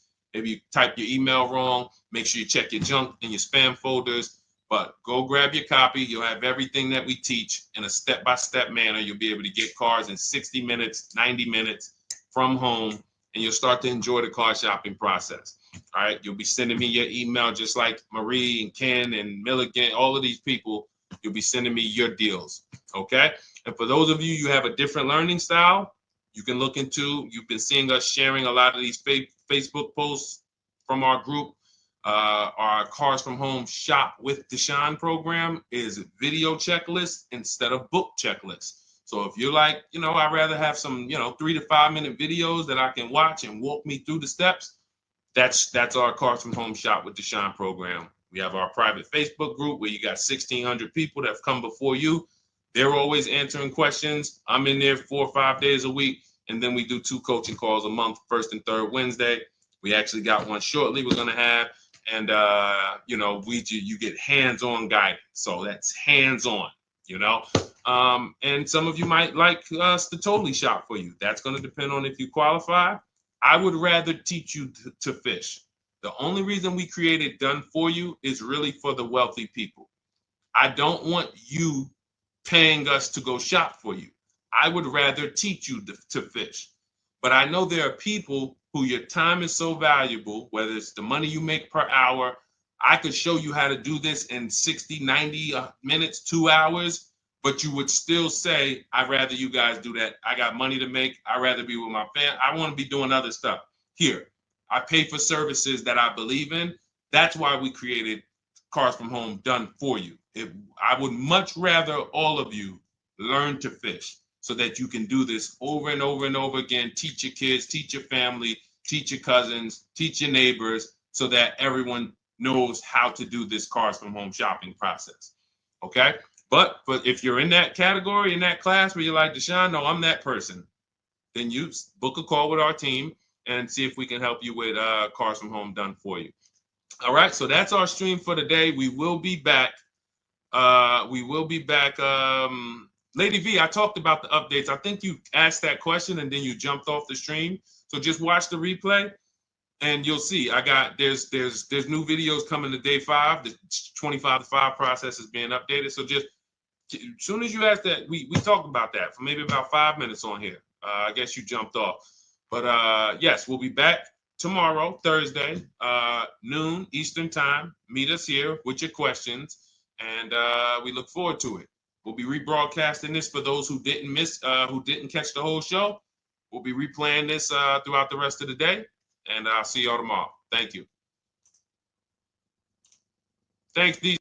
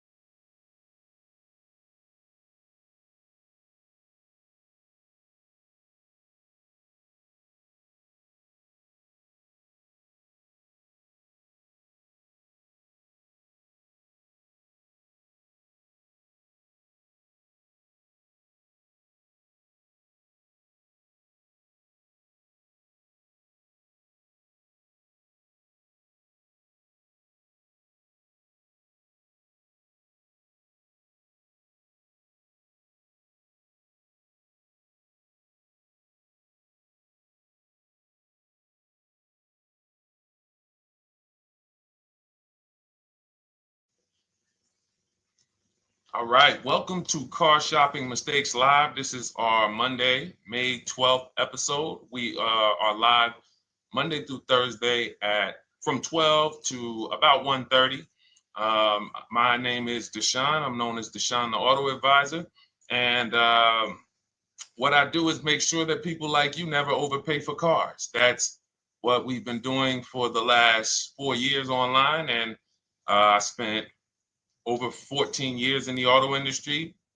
Worked for General Motors for 5 years, Mercedes-Benz for 5 years, had my own new car brokerage. And now I focus on making sure you have the strategies you need from the inside. So what you're going to see is my perspective is very different, being inside dealers for 14 years. And so you can feel free to start typing your questions. Again, we are live every Monday through Thursday. You can mark your calendar so you don't miss a show at 12 noon Eastern time. And no question is off limits. There's really nothing that I think is going to catch me off guard. So, feel free to start throwing your questions out. First of all, who's shopping for a car? If you're shopping now, or you will be shopping in the next 6 months, type me in the comments. Who's shopping or will be shopping in the next 6 months? Because what you're going to see is you don't want to wait. A big part of what I teach is making sure you're positioned to get great deals, which is not waiting until it's an emergency. Now, sometimes you have an emergency, your car is totaled, your car was stolen, you have less than 30 days with your rental car and you have to get a car. That's different. But we don't want to go into a $30,000, $50,000, $100,000 transaction waiting to the last minute. So who's shopping for a car? Let us know in the chat. Let me know. Hey, yours truly. Great to see you. Great to see you on YouTube. We are live on 4 platforms: YouTube, Instagram, Facebook, and TikTok. So I have my man Dolan, the best moderator in the world, bringing your questions in. So no matter what platform you're on, you can start typing your questions. Now, this whole stream is going to be sponsored by my new digital book. It's called Cars from Home. 7 steps to saving time, money, and avoiding dealerships. It's already 5-star rated. If you look on goodreads.com, thank you to everyone who has reviewed the book. You've sent me your stories. You sent me your testimonials. You sent me your deals. Continue to do that. I love getting those emails. It makes a big difference. People like Marie, she got 13,000 off using the book, using the steps. It's a simple do-it-yourself blueprint to really, really maximizing all the money in your car deals. And you can get a copy for the next 2 hours for 75% off. It's normally $97, but as part of our book launch special, you got your copy for 75% off, $24. So you can go to my TikTok bio, Instagram bio, the YouTube comments, or the Facebook comments. We have a link for you, and you can grab your book. You won't leave the stream. And you can come on back. Feel free to ask as many questions as your heart desires. All right. Good to see you, Nikki. Happy Monday. Great to see you. All right. So, okay, Dolan, let's start bringing in the first question. I want to check in on Instagram. And yours truly on YouTube asks, which fees can be negotiated on an offer for a used car? Great question. There's only 3 legitimate fees on every car when you're purchasing it pre-owned. Doc fee. Some people, you'll hear people say, "Oh, doc fees are made up fee." It's a legitimate fee. In fact, when you look on the purchase order, which is that long form after you get your car, you'll see it's oftentimes it's printed on there.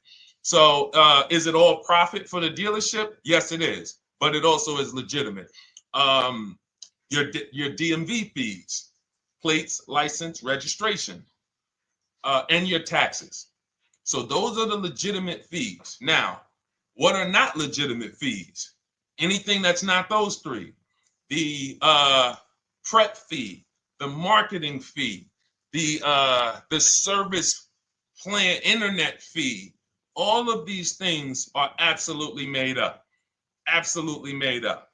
Now, what you're seeing now is you'll see, and this is why you never want to go into the dealership looking for a car that you didn't see online first.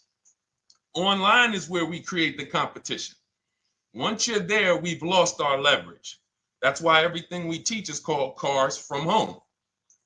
99% of your transaction can and should be done from home, where you can see that fine print, where you can actually you can see the dealers who don't have the fake fees before you get out there and waste your time with the ones who do. So you'll see all types of made up fees. Now, what is also being made up, let's go a little deeper on this, is the people, all right, if I put a mandatory service plan on my car, it's not, there's value there. It's not like the internet fee, which is just a ripoff, or the prep fee, which is just a ripoff. There's a service plan built in. Okay, then we have to determine if there's value there for us. There's a key replacement built in. But here's how I would like you to think, yours truly, and anyone who's in a similar situation. You'll be shocked. Anyone who'll be shopping for a used car, type the letter U. I want to drop a couple things for you to keep in mind and lock in. If you're going to be shopping for a pre-owned car, type the letter U. So yours truly, when we're looking at cars, what we want to do is we want to see. Oh, sorry, hold on. I'm just. Oh, thank you to everyone who shared this broadcast with a friend. I appreciate it. If everyone shares with one friend, we'll change the auto industry in less than a year. So you want to look at, as you're looking online, you want to be able to see the low side of the market for the car you're shopping for. So let me give you an example. Let's say you're shopping for once you have your budget, you want to try to get as new of a car as possible. If you don't see cars in that budget, go 1 year back. I always like to do 100 miles. You don't want to just do this neighborhood shopping, because here's again, as someone who's been in dealerships or who was in dealerships for 14 years, I can never be in dealerships now. No dealership I wouldn't want to work in a dealership, but there's no person who could tell you guys the unfiltered truth and be in a dealership. They're going to get fired. So, but here's what you'll see. The total cost is what matters relative to how much the car was when it was brand new. I don't want you to pay attention to what they're offering the car for, because that is a made up number based on algorithms and market. Who's ever seen somebody, sometimes you're on a website and it'll say, this car it's a fair deal. It's a good deal. It's a great deal. Who's seen that? That's based on an algorithm. It doesn't actually, it's not real value. Here's what's real value. Let's say you're looking at 4 Honda Pilots. They're asking $22,000 for one, $23,000 for the other, $24,000 for the other, $25,000 for the other. So 22, 23, 24, 25, right? Now you're looking and you're like, well, these cars look a little similar. You know, this one, what's the best deal? Once you get the new window sticker of that Honda Pilot, you'll see one of these Honda Pilots was $45,000 when it was new. This other one was $46,000 when it was new. But this other one was $53,000 when it was brand new. And that's the one that's actually giving me the biggest discount. That's the value. Without knowing the original price of that car, we can't determine what value we're getting in the price they're offering us. And when we don't do this, we make this mistake. We end up doing what some people did during the pandemic. They paid the same price for pre-owned cars as they were when they were new. Everyone didn't do that, but a lot of people did because they thought this was my only option. There were people who paid $27,000 for a Toyota Camry that was brand new, $28,000. This is how we prevent that. When we call that in Cars from Home, in my book, the true value discount. And this is how I bought my Infinity truck. I was literally looking at 3 of them, 4 of them.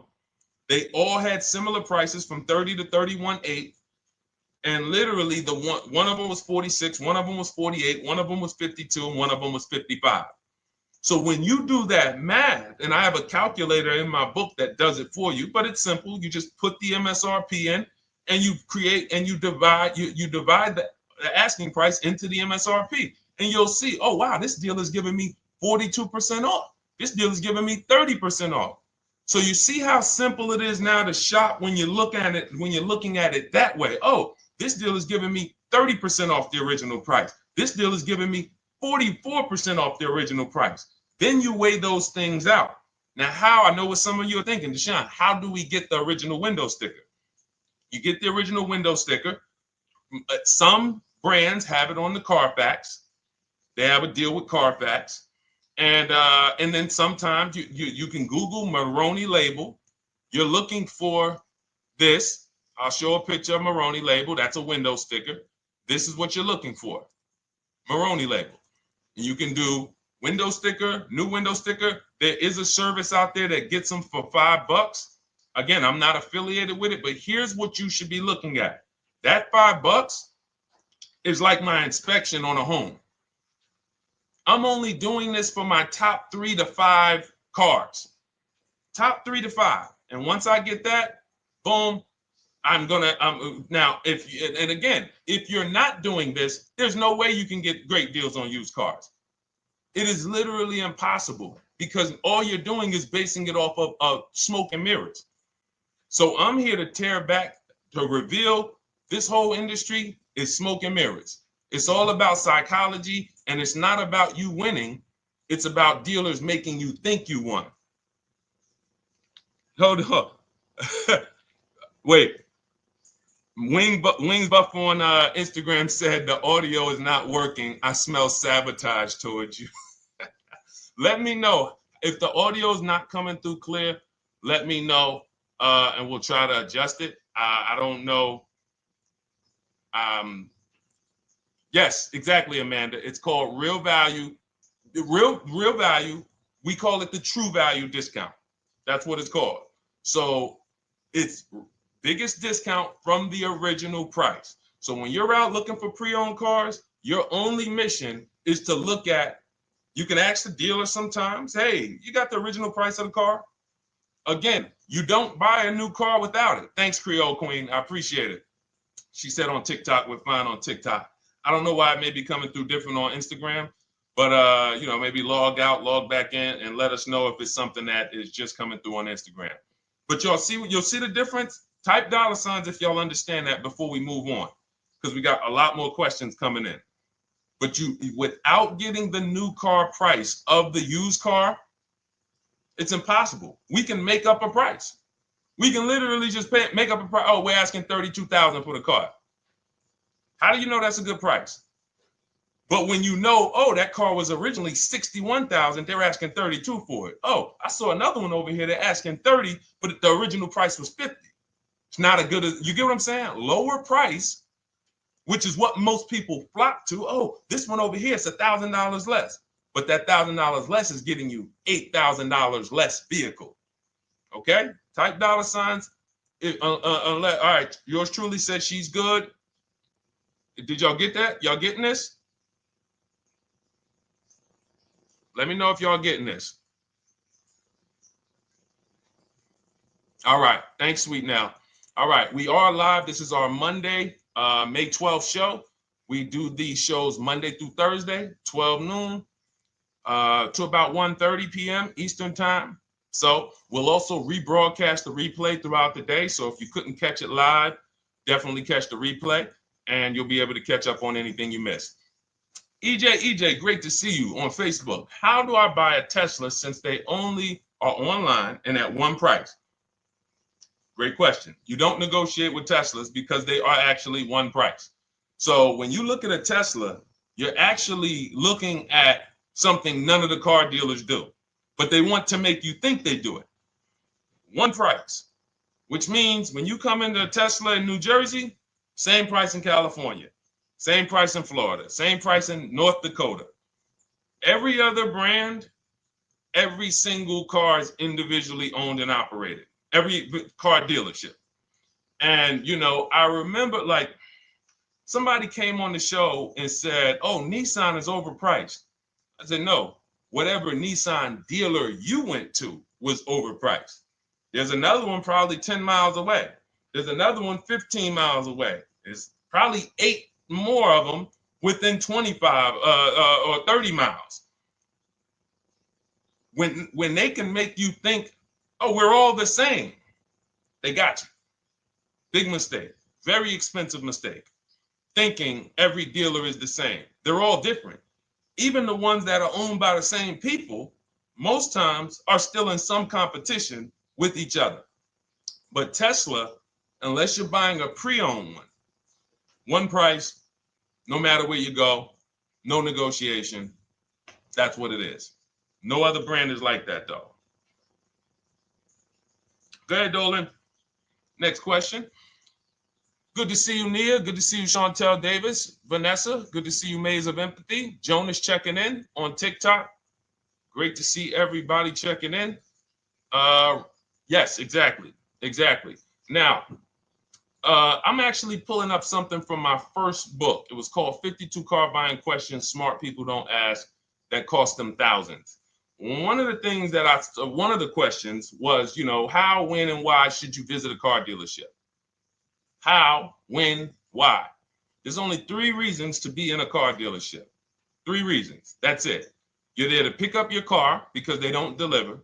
You're there to test drive a car, or you are there to have your car that you're selling them appraised. That's it. You're meeting with the used car manager to have a car appraised. That's it. Everything else we do at home if you want to get the same results that the people are getting who are getting. Look, this is Christopher. Thanks so much for these resources. Read your entire book last night. I've already been underway trying to put my deal together. What a great book. I have my quotes together, and now I'm ready to take the next step with the calculator. Now, what he's talking about, notice he said I have my quotes, plural, because we teach something called the 25 to 5 strategy. You're connecting with 25 dealers. This is for new cars and leases. Different process for used cars. You're connecting with 25 dealers online. I'd show you how to do that in 20 minutes. This is not car buying school. We're getting these cars and these deals in literally less time than it takes you to visit one dealership and buy a car. You'll be there for 8-9 hours. We'll put in a couple hours over a couple days. And I'm getting them. Eventually, you'll be able to be as quick as me. I get cars in 60 minutes. Does not matter what I want. 60 minutes. If I'm following up on a deal a couple of months, maybe 90 minutes is going to take me. You'll get there eventually, but in the beginning, take you a couple hours from home. Because what you're doing is you're creating a competition. You're using the internet to create a competition. So we get 5 offers on every car. We will not buy a car without 5 offers, because the only way that you're going to see the 80%, we call them the 80%. That's 80% of dealers that are overpriced. The only way you're going to see that is to get 5 offers. It's going to blow your mind. That's when the veil is lifted. The first time now, if you want to do it your way, you want to call around, get the offers, call around, ask for it, try to not, fine, do it that way. As long as you talk to enough dealers to get 5 offers, because then you're going to see, whoa, they've been playing me. How is it that I'm shopping for the same car? I called and got the same. I called on this Hyundai Sonata. One dealer's telling me it's $480 a month. One dealer's telling me it's $450 a month. One dealer's telling me it's $420. One dealer's telling me it's $375. Another dealer's telling me it's $340. That's when you know you did it right. So and here's how you know you've done it right. If you don't see a $3,000 to $5,000 spread from your best offer, which we call the 20% dealers, to the worst offer, you didn't shop correctly. We have people all around the country, We've been helping people since 2021. In fact, during the pandemic, we had people really killing it because they were selling their cars for 7 grand, 12 grand more, putting that equity in their bank, doing leases, no money down. So it was a phenomenal time for people who had cars to replace and were making dealers bid to get their new cars. So doesn't matter the market. But until you actually do it, you're not going to, it's harder for you to believe it. You get what I'm saying? It's harder for you to believe, wait, you mean 8 out of 10 dealers are overpriced? 8 out of 10. That's why you must get 5 offers for you to see, wow. My highest offer is $200 a month more, and that's my local dealer. That's the dealer that's 20 minutes away, because oftentimes some of your closest dealers, when they see your zip code, they'll be like, oh, this person is not going to shop us. Let's give them this offer. It's that dealer that's 45 minutes away, an hour away, when they get your notification on their website and they're like, whoa, okay, this is a person in our competitor's market. Let's take this deal from our competitor. It's going to blow your mind. And then it'll be changed. Right now, you're just being exposed to the information. And the same thing on used cars. The best value used cars are $3,000 to $5,000 less than the highest price used cars. It's just what it is, because 80% of dealers are going to, even when they say it's their best deal. Who's had a dealer say that to them? That's our best deal. That's the best deal we can do. Listen, that's the best deal we can do. Who's had that? Raise your hand. Who's in their car buying purchase, in their shopping, has heard a dealer at any time say, hey, that's it. That's the best deal we got, right? They're not lying. They're just not going to do, they'd rather you leave and they'll sell the car to someone else. Because they're like, we're not going lower than this. But here's the thing, their competition will. That's their best offer. It's not their competition's best offer. So it's very important to understand that. Okay? All right, let's go, Dolan. Let's keep it going. Next question. Oh, good day. I'm glad you got the book, EJ. Use it. Win. Send me your success stories. Continue to just follow it step by step. Ask yourself, what step am I on? It's like a checklist. Boom, that step's done. Go to the next one. Boom, check. Go to the next one. Hey, I'm looking for a car right now. I have 7 to 10 grand. Which way should I go? Well, I mean, if that's your budget, you probably can look for, and this is not what I teach, but I do have we call this a smart car. It's not that type of smart car. The little one stands for saving money at the right time. And if I got 7 to 10, what I'm looking for, I'm on Facebook. I'm looking for something. See, and this depends on what you need. See, needs, you pay for 5 things in a car. You pay for 5 things. Remember this. Size. So anyone who's like, oh man, I need to save money. Here's what and let me actually tell you why I want you to know this. When I was in Mercedes-Benz, right? We had people come in. I remember a woman came in. She's like, okay, I got kids. I need the one with the 3 rows. All right. So she needed the one with the 3 rows. We go through it. We pick it out. Once we get her a price on it, it's way outside of her budget. Now, here's what she says. Oh, what about the one, the 2-row one? Now, my question to her, because I'm an advisor, even when I was a car salesperson, I was still, and my brand was Mr. Mercedes. So the people who are in New Jersey, I created the Mr. Mercedes brand. And I said, didn't you tell me you had kids and you needed the 3rd row? She said, oh, yeah. So I said, why are we even discussing a 2-row vehicle then? She's like, yeah, no, you're right. I'm like, this is just not the vehicle for you. And that's okay. But the worst thing you can do is to go smaller than you need on a vehicle, because now you're not gonna like the vehicle in literally the vehicle's not functional for you. So size is very important. That's why I created something called the smart sacrifices. When the budget starts to get tight, You have to know, what can I take out? So size, amenities. Amenities is, do I need the leather? Do I need the navigation? Do I need the sunroof? Do I need the big sunroof? Do I need the wheels, the fancy wheels? These are amenities. You got power. You pay for power. Do I need the engine? Do I need the bigger engine? Can I go with the standard engine? And then here's where the money starts to really go high. Class. So you look at Chevrolet, Honda, Toyota.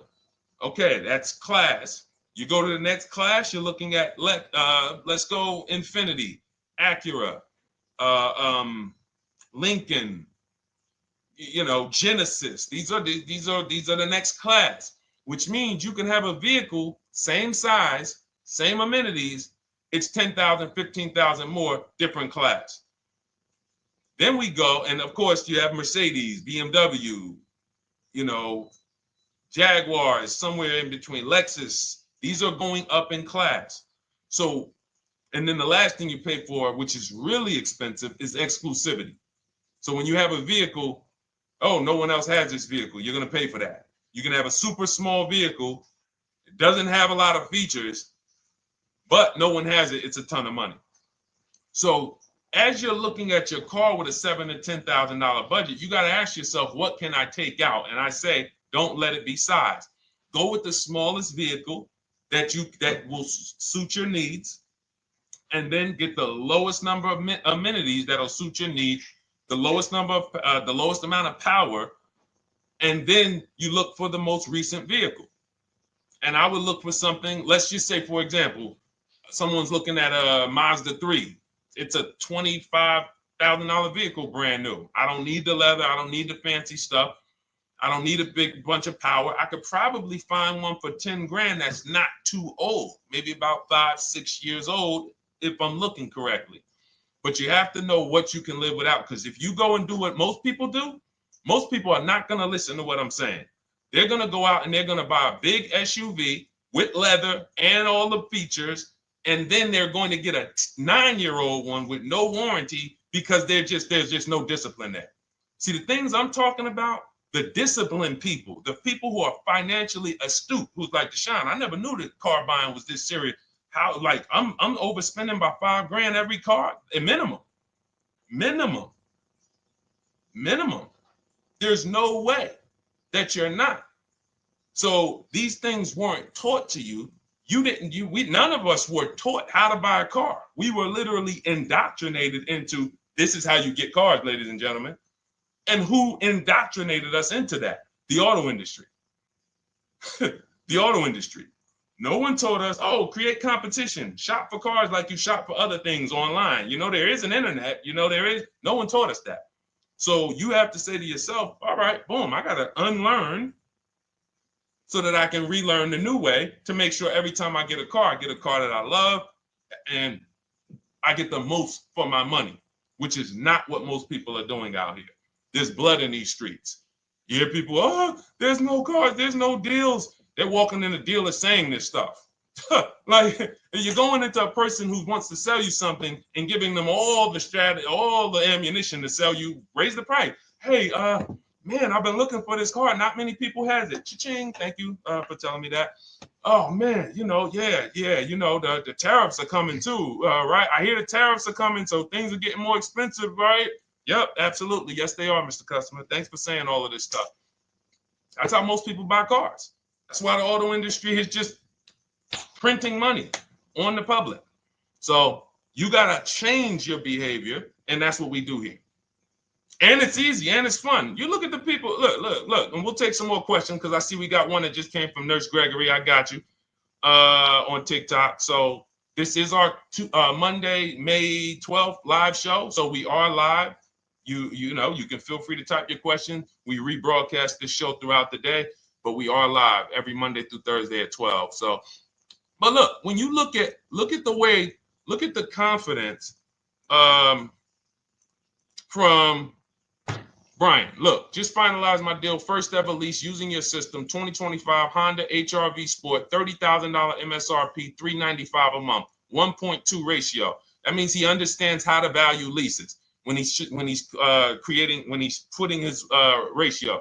12,000 miles, 36,000 miles, 36 months, no money down. Initial quote was 434.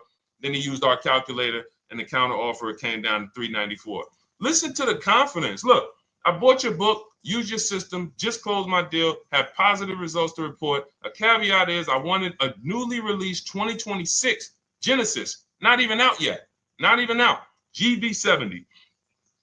And there are no incentives. I could have gotten incentives on the 2025. However, I wanted the 2026, was willing to pay. I reached out to 20 dealers. We show you how to reach out to 25, but on a Genesis, may not have been as many dealers because it's more of a luxury brand. They haven't built as many dealers for Genesis yet.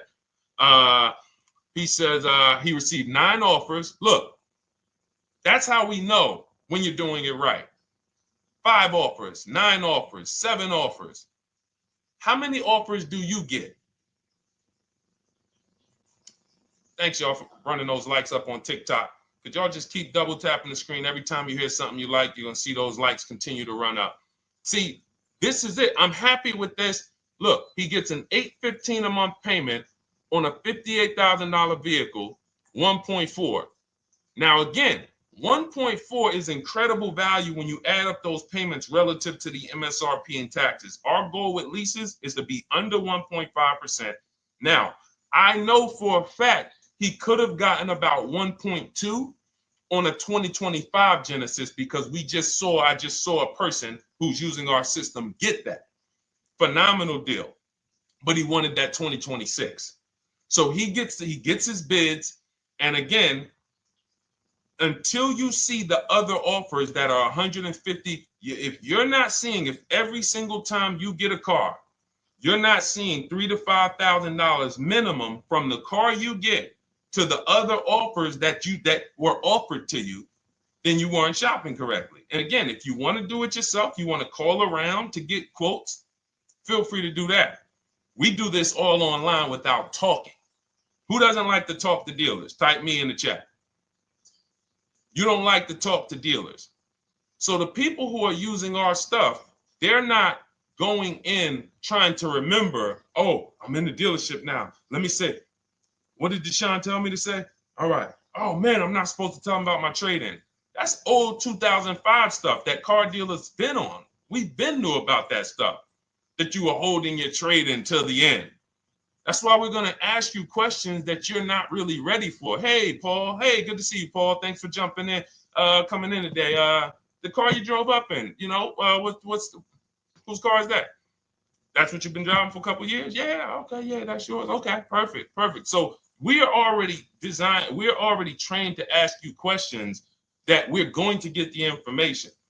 So the only way, I'm not training you to go in and do battle and negotiate with someone who negotiates 3 times a day, 5 days a week.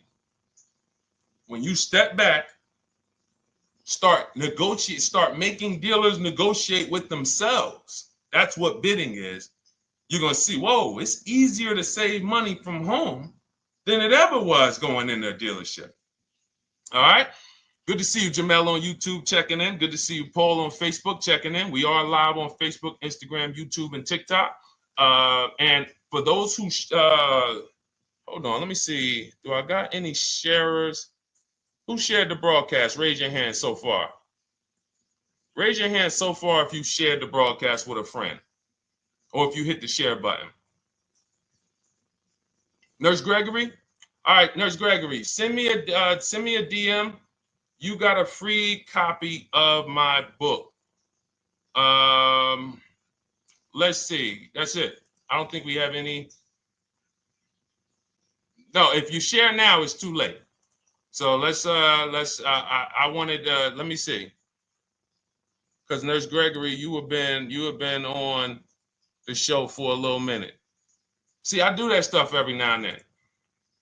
I do that stuff every now and then.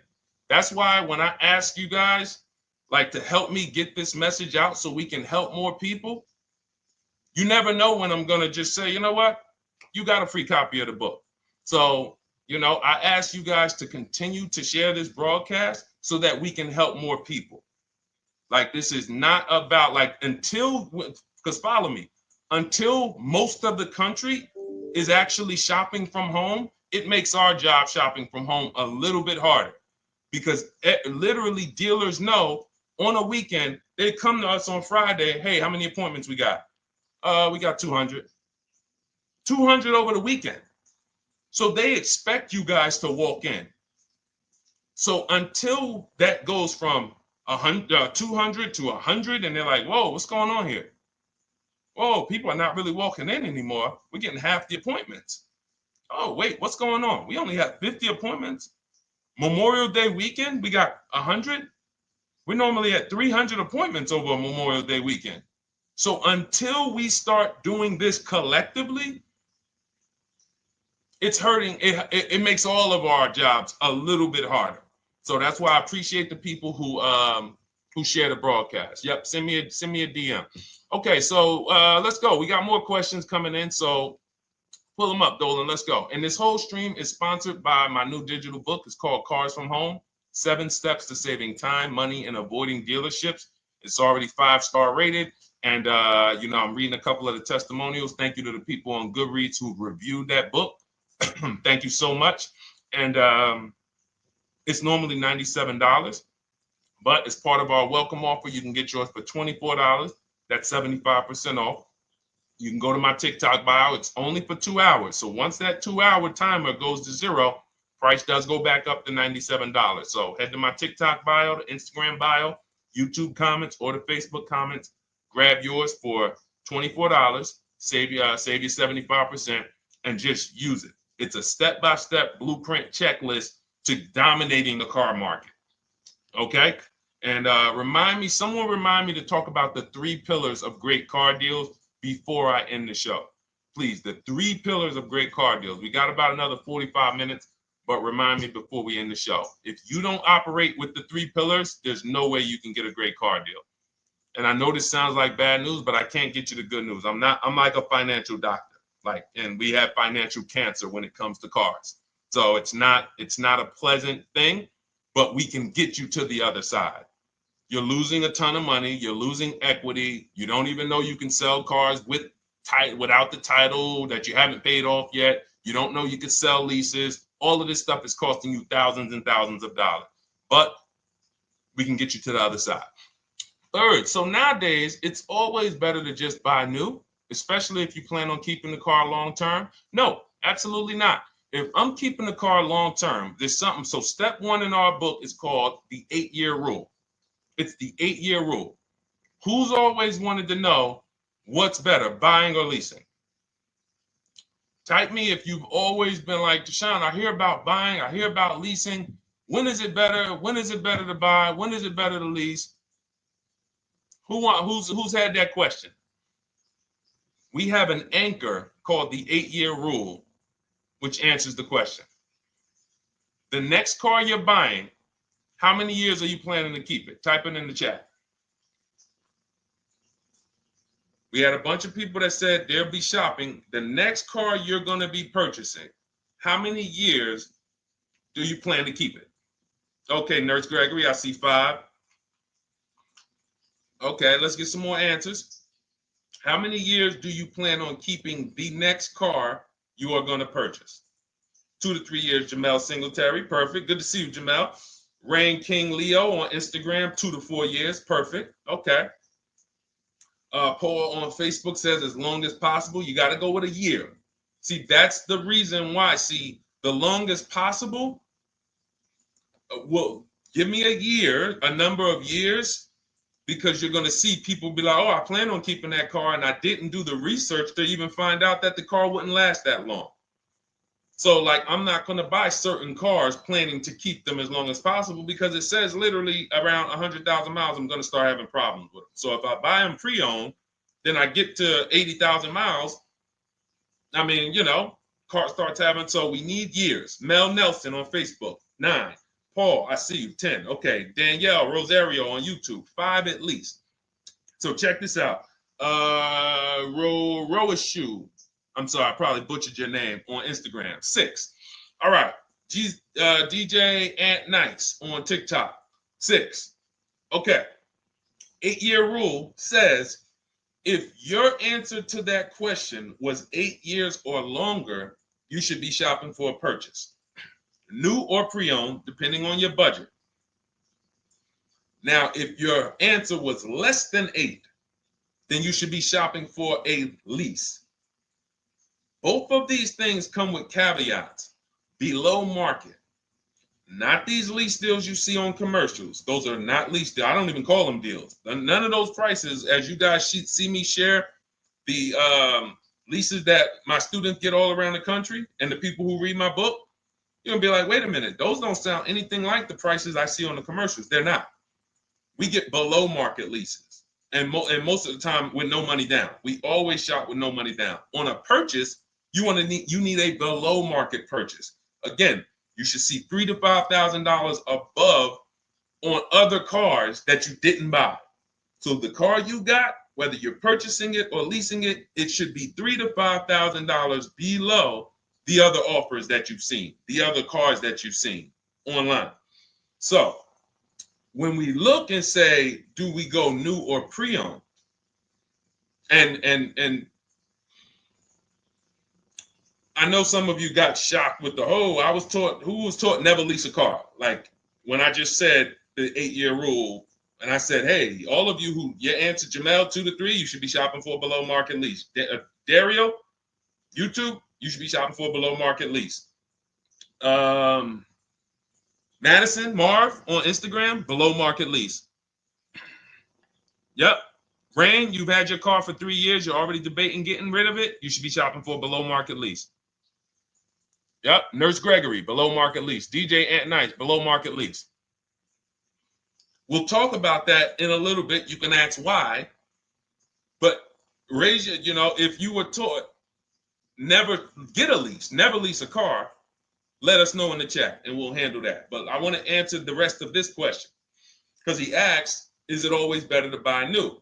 So if his answer, for those of you who said, I'm keeping more than 8 years, I'm not breaking the 8-year rule, I'm shopping, don't think about leasing.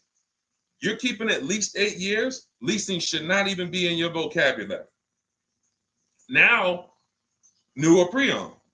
That's based on 2 things. First is budget, because you want to go over your needs and say, what do I need? Can I get everything I need in a car for my budget? New? No. Most times, you can't. So if you have a large budget and you're like, Deshone, I could actually go new or pre-owned. What should I get? Now that's a matter of your values. The values say, I've had 2 groups of people, long-term people. When I was in dealerships, some of you know I was with Mercedes for 5 years, General Motors for 5 years. I've been in the auto industry for 14 years. People would say, Deshone, man, I only get a new car. I'm like, yeah, I only get a new car every 10 years. That's why I get my new car. I'm going to treat myself. That's values. Now, some people say, well, I could afford both, but you know what? I want to knock 20, 30, 40% off the price. That's values. So it's a matter of your values. If you can afford both. But no, there's no one-size-fits-all formula. That's what got you guys in trouble. That's where you get in trouble at. Listening to people online and say, all of you should do this. All of you who's heard people say, this is the funniest thing in the world to me. Who's heard people say some teachers, car gurus who've only bought 30 cars in their life, they think they're a guru. Who's heard them say, never buy a new car? No one should ever buy a new car ever. Who's heard that? Who's heard that? Who's heard that? I'm going to tell y'all how funny this is and how bad this advice is. And one day, I would love to be on a panel with like people who talk cars. All I need is 10 minutes. We're gonna rip them from leasing down to everything. So everyone should buy a used car, right? Oh, wait, I don't want to talk about your dad though. Miss you dad. She said I heard it from my dad. All right, but your dad probably is not saying everyone should buy used cars. There are people who say, all right, Paul, you've heard it. All right, Rain King Leo, you've heard it. So let me ask you a question. If we ask some of these people who swear, hey, none of you should ever buy, and they talk to millions of people, and they preach this, no one should ever buy a used car. So here's the question. how do the cars become used? If no one should buy a pre-owned car, if no one should buy a new car, rather, how do the cars become used? So let's just say you could snap your fingers. So if you had it your way, no one would buy a used car. No one would ever buy a used car, ever. So you snap your fingers, that would be your wish, right? Yes, exactly. So how do the cars become used then? So if something that you're suggesting could not get 100% market penetration, it's not a good idea. It's not realistic. There are people who should be leasing new cars below market. When you lease a car, you get a brand new car that year, 2025, all the latest and greatest. You're the first driver, unless you get a demo, which has maybe, it's a couple months old, within a couple thousand miles. But other than that, it's a new car. That's what you're leasing. Got to get multiple offers or they're going to overcharge you. You'll go in, you try to go in and, hey, work me up a lease deal. You'll be like, whoa, this doesn't sound like what Deshone said those leases. But that's got to say, because we don't go into dealerships to get lease prices. We stay at home and get multiple prices from home.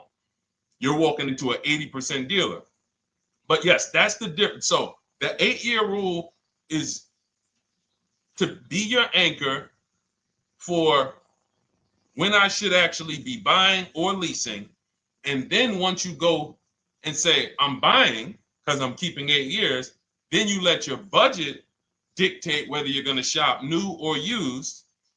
And then you if you could afford both, it's a matter of your values.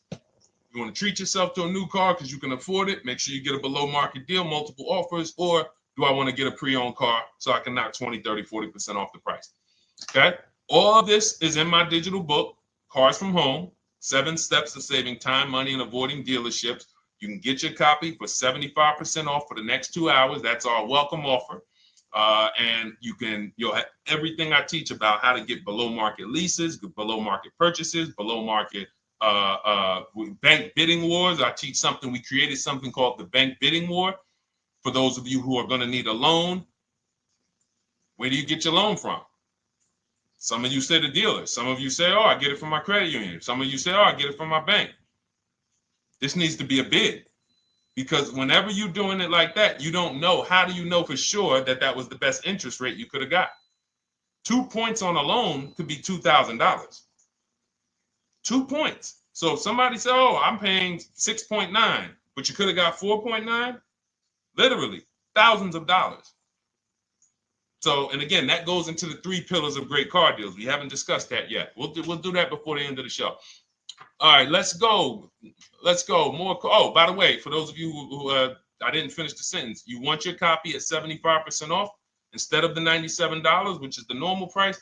You get it for $24. Head to my TikTok bio. There's a link there. Click it, and then head to my Instagram bio. There's a link there, and then we have a comment in the Facebook and YouTube comments for you to grab your copy for 75% off. Once it's 2 hours expires, goes back up to $97. And it's still worth every penny, because as you can see, Marie used it and she saved $13,000. So what's her return on the investment of $24? Just wanted to reach out, say thank you. Using your guide, which is the book, I saved over $13,000 off MSRP, got my payment to be hundreds lower per month and maintenance included, no money down. Just wanted to say thank you. Keep sending me these emails, y'all. I love bringing these emails onto the show. Like, our world, that what we do with these cars it's a whole different world. Like, that's a great show, but it's also our life. Like, different, it's a different world. We operate in a different world. I got a lot of books on my shelf here. I cannot tell you books that actually give me ROI like Cars from Home. Like, she bought a $24 book. Even she might have got it for $97. And she saved $13,000 on one transaction. What about her? What about her significant other, if she has one? What about her children? What about her family and her household? What about when her mom or dad needs a car? It's endless ROI for one investment. Okay? So shout out to everybody that got their copy. Please keep sending me your emails. I love getting them. Let's go, Dolan. Next question. Awesome, DJ and Nice. You're gonna love it. Like, let me just say this one thing. Keep Dario's Dario from YouTube, keep his question up. But I want to say this to you, DJ and Nice. My niece, she's 20. Some of you heard me talk about her on earlier streams. She told me, listen, Uncle, when she asked me, what should I do? I said, I knew she's not keeping the car 8 years. I asked her because there are some young people who just are not into cars. Like they will literally drive one car long term, but typically in your 20s, things are changing, jobs are changing, families changing. Your needs for the car may change. So I'm like, listen, 8-year rules. You should be shopping for a lease. You're going to save way more money. Most people go out there and they'll tell you go buy a used car, and they'll put you in a used car for $300, $400, $15,000 is only, that's $300 a month. They'll go and put you in a, $400 payment, $20,000 used car, $18,000 used car. You barely got a warranty. Maybe you got no warranty. So in a year, 2 years, you better have a tow truck on speed dial, just so, you never know. You get what I'm saying? Not saying it's a bad car. Used cars, 5-year-old, 6-year-old, no warranty. You better have roadside assistance. So I said, let's do this. Pick a new car, go drive one, pick one under $30,000. Because she said, I would like my payment to be like, under $350. I'm like, all right. She's got her credit to where it needs to be. This is why we should have our young people with their first credit card early, or as a what's the term? It's slipping my mind. When we add our people to our account as parents, authorized user. And so she goes out, she drives the Hyundai Sonata. I said, okay, perfect. She said, I like the car. We get her offers. We started getting offers for her Thursday. By Saturday morning, her best offer was $338. We sent out counter offers because I have a counter offer calculator in my book. So when we get the offers, this stuff takes you minutes. Again, I'm not inviting anyone to college to be a car salesman. I'm inviting you to a system that will help you get cars in 90 minutes. So we get her offers. We send out the counter offer. We're probably going to land somewhere around because she only needs 10,000 miles. She's probably going to be about $295. Brand new car, 2025, $26,000 car. And so compare that. You get what I'm saying? So when you say DJ, and that was my experience. When I worked for General Motors, I went and leased my Pontiac. My boss is the one who showed me how to do it. I didn't even understand leasing. I was 22. He said, listen, even though I was selling leases, I was just a number. Most car salesmen are this. Y'all, this sound familiar? All right. That's what you want, sir? You like the car? Is this the color? Okay. Let me go get the numbers from my manager. You get what I'm saying? They don't understand the numbers, and that's how I was at 22. I didn't understand the numbers until I got hired at Ray Katina, and Ray Katina, all his salespeople are finance managers too. So that's where I learned the numbers. But before that, I didn't know how this thing worked. But anyway, I'm leasing my first car, $256 a month, Pontiac G6. Brand new car. My other friends out here, they driving other cars, $400, $500 payments. Used cars. So you're going to love it. Like the money is it stays in your bank account, which is our goal. All right. Dario, let's get to you, my man. I'm about to finance my first car at 23 years old with a 769 credit score. Wow. I guess I should have read that question before I just went off on that whole story about my niece and everything. Let's look at Dario's answer to the 8-year rule. Dario, did you answer the question? Dario, how many years are you going to keep this? 5 at least. This is the part. This is the part where I don't know what to do. You get what I'm saying? Help me out here.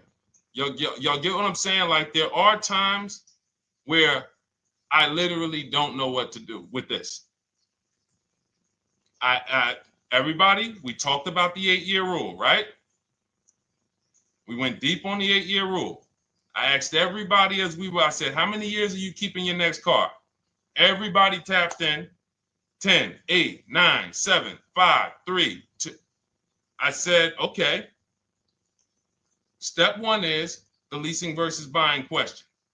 What's going to save me more money? If you are not keeping your car 8 years, you are absolutely overspending by not getting a below market lease. Then, which I didn't even count on, DJ Ant Nice comes and says, hey, man, you talked me into getting this lease because I want to save the most money possible, and I'm not keeping the car 8 years.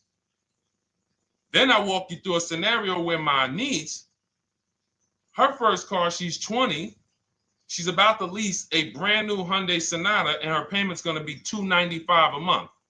Add that up, $295 a month for 3 years, $295 a month times 36 is $10,620. That is her payments over 3 years. $10,620 over 3 years, which means if we look at the $26,000 car she's getting, and then we look at the taxes and fees on that $20,000 car, we're probably going to be somewhere around $28,000. Oh, I'm sorry. I'm wrong, y'all. I just pulled up the MSRPs on that car she's getting. It's $28,500.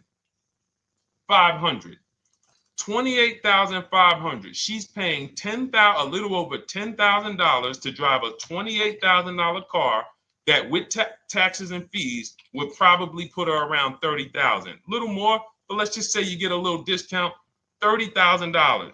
She's paying. So if she bought this car, what would that car be worth in 3 years? What would that car, if she bought a $28,000 car, $28,000? Throw some numbers out there so we can really try to help Dario and the people who just, all right, may need us to go deeper on this. You might need me to go deeper on this. You might be like Dario, like, okay, Sean, I didn't grasp it. Let's go deeper on this. What would the car that she's getting, my niece is about to get for $28,000, $295 a month, what would that car be worth after 3 years? $28,000 car.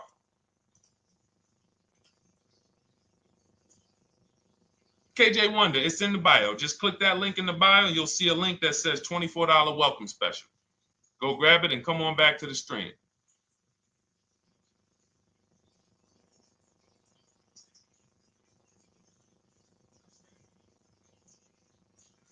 Anybody want to tap in?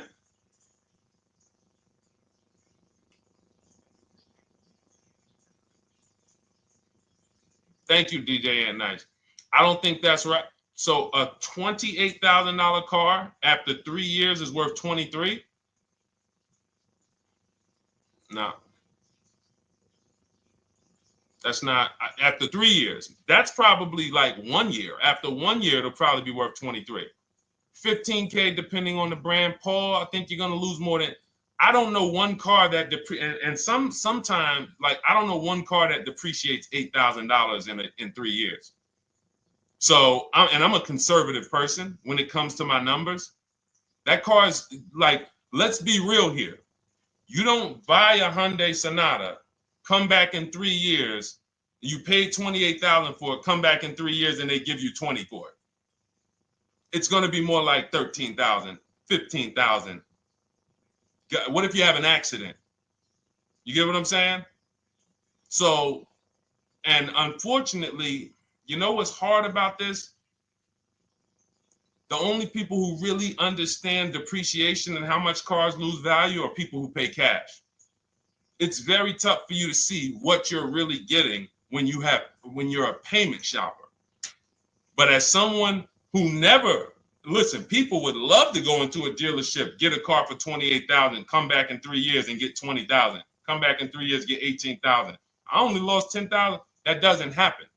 That's why people come back in 3 years and they're like, that's all I'm getting? So the point is, she's paying $10,000 of depreciation over a 3-year period. That's it. So in order to beat what she's about to get, or people who are getting below market leases, any people who are getting below market leases like we teach, you would have to get at least $20,000 to beat her. You would have to get at least, because she's only spending $10,000 over 3 years. And sold by foreign.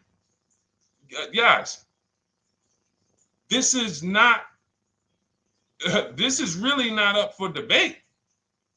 I am, and unfortunately, maybe the pandemic threw you off, because some of you, if that was like your first car you ever replaced, and you went and you got out of that car during the pandemic when every car was worth $7,000 to $12,000 more than it should have been worth.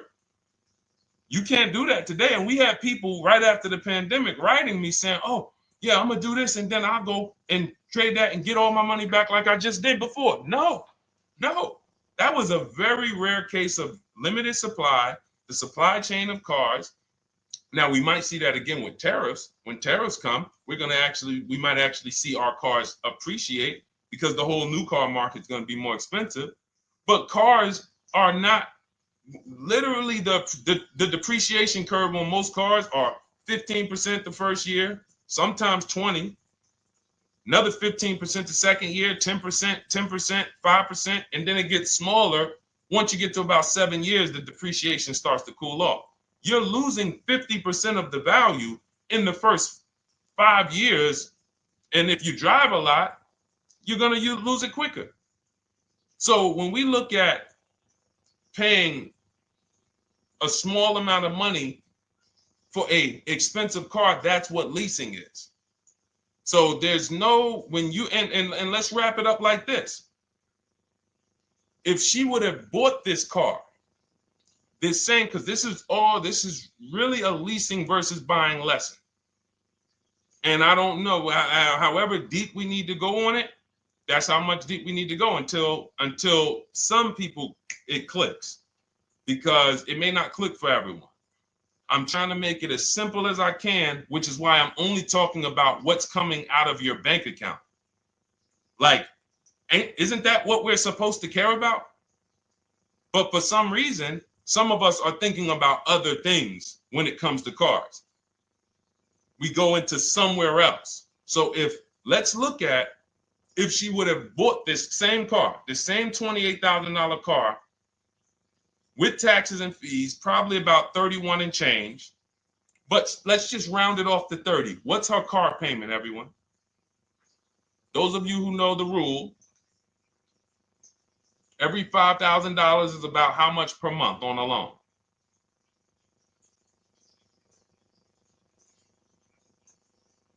Every $5,000 is about how much on a loan?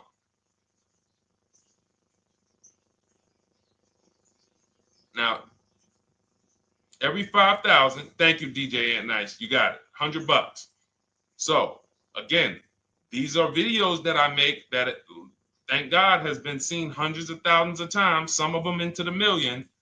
Every $5,000 is about $100 per month on a 5-year loan. Yep, you got it, Jamel. So what would this car cost her that was 30? Thank you, Tony, man. It would cost her $600 a month. So the same car that she's leasing for $295 a month would cost her $600 a month if she wanted to purchase it. Now let's throw one more scenario in there. Let's say she finds one for this price that yours truly said, about $18,000. She gets a 3-year-old used one. 3-year-old used car, good mileage on it, taxes and fees. She's a little over, let's round it off to $20,000. What's her payment? What's her payment for a 3-year-old used version of what she's getting new right now? $400. So where does it make sense to purchase at? Thank you, D-Boss. On TikTok, we see you. We are live. This is our Monday, May 12th live show. We're live from 12 to about 1:30 Eastern time, Monday through Thursday. Mark your calendars so you don't miss a show. 400. Where does it make sense at? I'm on my 7th lease. Where can you tell me that it makes sense at, unless you're one of the people, like, let's go back to Paul, who's keeping his next car 10 years. Let's go to, Paul on Facebook. Let's go to, who else we got? We got a bunch of people that said 8 to 10. Nope, not too many. That's why I read all of that, and I'm like, yo, all of you people should be leasing. 10 years. Wait, nope. I can't find many of you who said you were going to be keeping more than 8 years.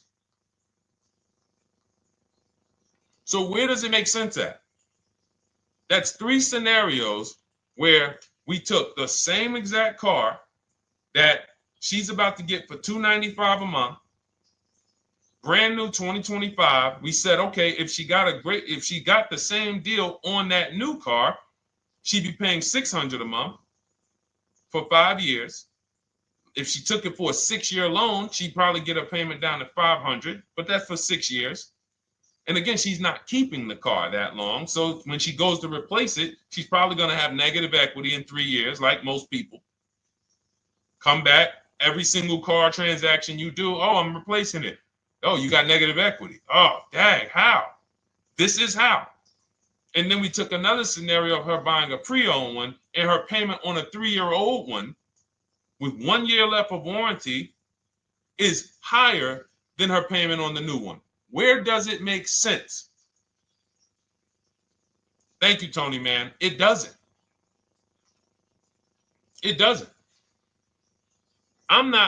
Listen, depends on the interest rate and the length of the loan. We always, this is an average interest rate. So it's not going to be, your interest rate isn't moving you from from every $5,000 on a loan being $100 a month to every $5,000 on a loan being, $50 a month. No, it's not the way it works. Good interest rate, maybe every $5,000 is $90, 85 tops. It's not 50, to the point where, and this is how people get in trouble. That's why our people don't get in trouble, because they don't go in looking at a $20,000 or $30,000 car saying, oh man, I'm gonna get that to $400 a month with no money down. Yeah, you'll get it $400 a month with no money down. Your loan's gonna be 96 months. So when we have these boundaries, this is how we move. We're not even talking about the bidding process. We're talking about the bidding process is how we get the dealers to give us the best prices. Right now, what we're talking about is structuring our deals. Because if you go out and you get a great deal on a purchase, but you should have leased, you got a bad deal. You got a bad deal. If you go out and you get a great deal on a purchase, let's just say she gets $5,000 off this car. So instead of 30, she purchased it, she got them to knock off $5,000. Her payment still, instead of $30,000, it's $25,500 a month. Thank you, Just Enjoy, appreciate it. It's fine. So a great deal on a purchase, when you are not keeping the car 8 years, is a bad deal, because it cannot compare to if you had gotten a below market lease. It just doesn't compare. That's why I'm showing you these numbers. I'm a math person. I was in calculus as a junior. I love math. And my goal is to try to make the math simple by just showing y'all, hey, here's 3 scenarios: new car, used car, lease. Here are the numbers: $600 a month, $400 a month for the used car, $295 a month for the lease. But we say we want to save money. We say, oh man, things are getting more expensive. Money's important. But we're still letting old mindsets make us do things that don't serve us, because we were taught that, even though it makes no financial sense. So the hardest thing that I have to do is get you to unlearn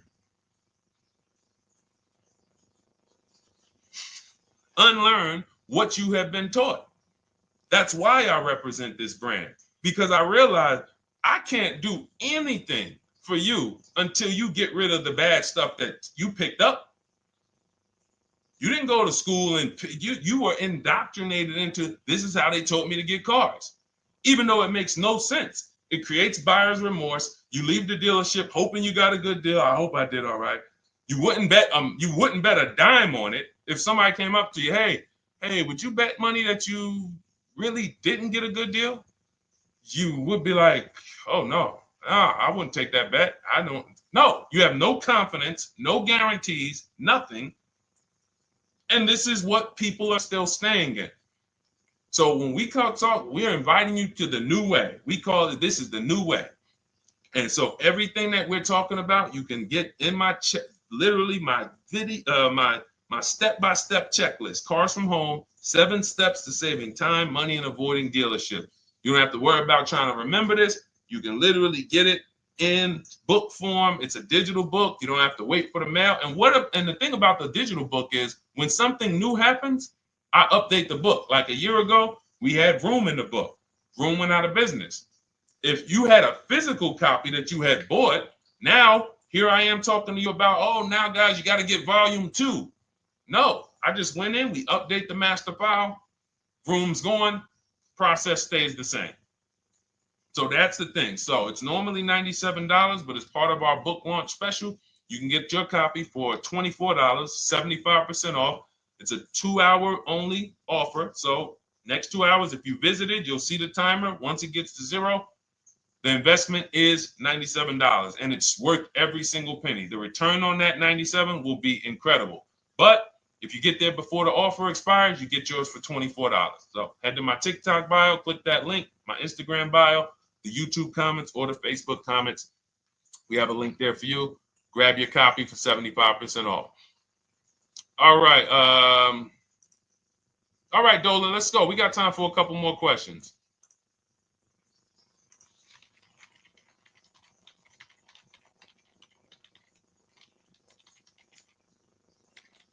Okay, I'm shopping for a 2018 to 2019 Platinum Escalade.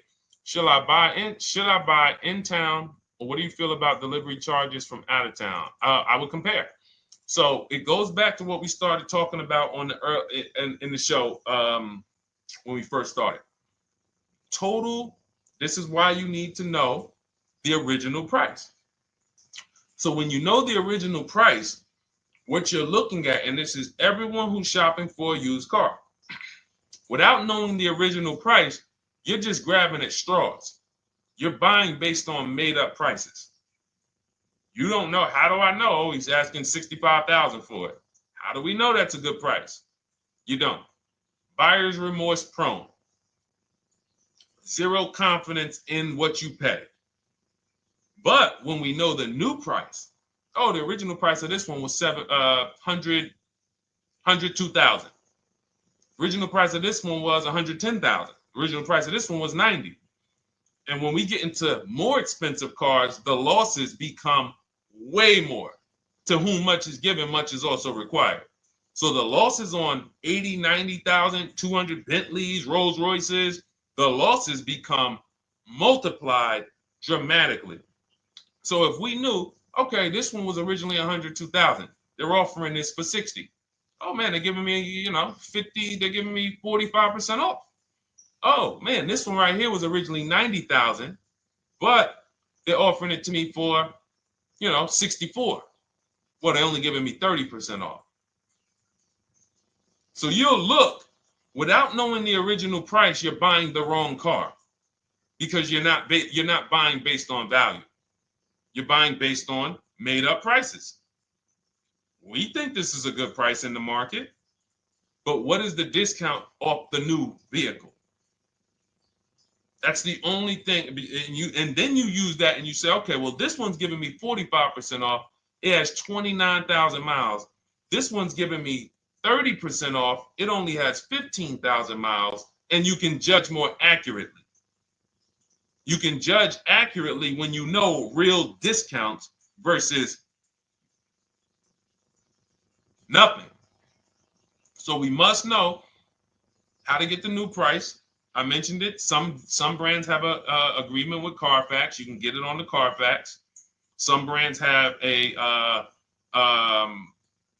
and some brands you can go to Google and Google the window sticker or the Maroni label, and you can get it that way. And then you'll see some companies that may sell it. But again, I'm never buying a used car without knowing the original price. And anyone who's listening to me and using the Cars from Home system, none of these people, Christy, look, none of these people, Milligan, Courtney, Melissa, Sheree, Ken, none of these people are buying a used car without knowing the price, the original price. That's how they get you. So when we look at what the price is with delivery, we're just factoring that in to the overall. So with the delivery, I'm still getting 42% off the original price.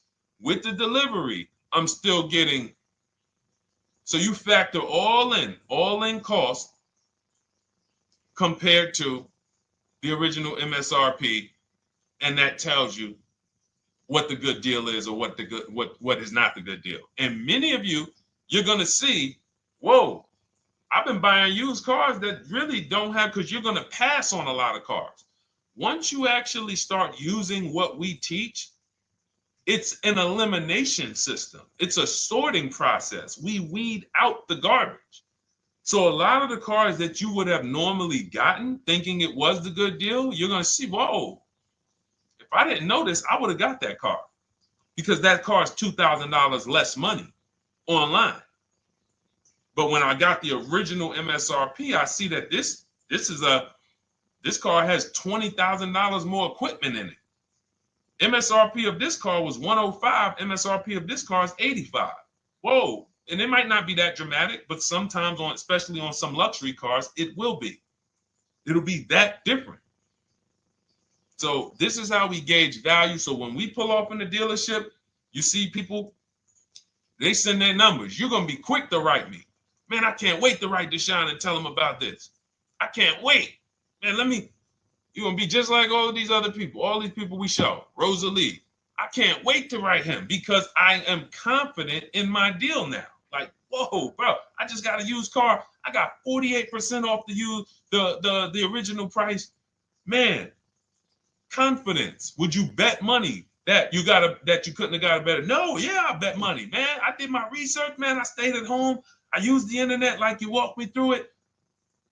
There was no better deal. I had to, and you know how I know? There's a couple signals that I look for. People say, man, I had to drive an hour and a half to pick this thing up. I'm like, I know you did it right. People want that neighborhood dealer to be, oh, that's my dealer. You own it? No. Somebody did that. Hey, yeah, I work out with a guy at the gym. He came up to me one day. He said, yeah, because I went to my dealer the other day. And, they was telling me. So when I hear this, that just literally is like, oh, you own a dealership? Oh, no. I mean, you mean the dealer that sells you cars and services? Yes. Okay. See, it's just these are not our friends.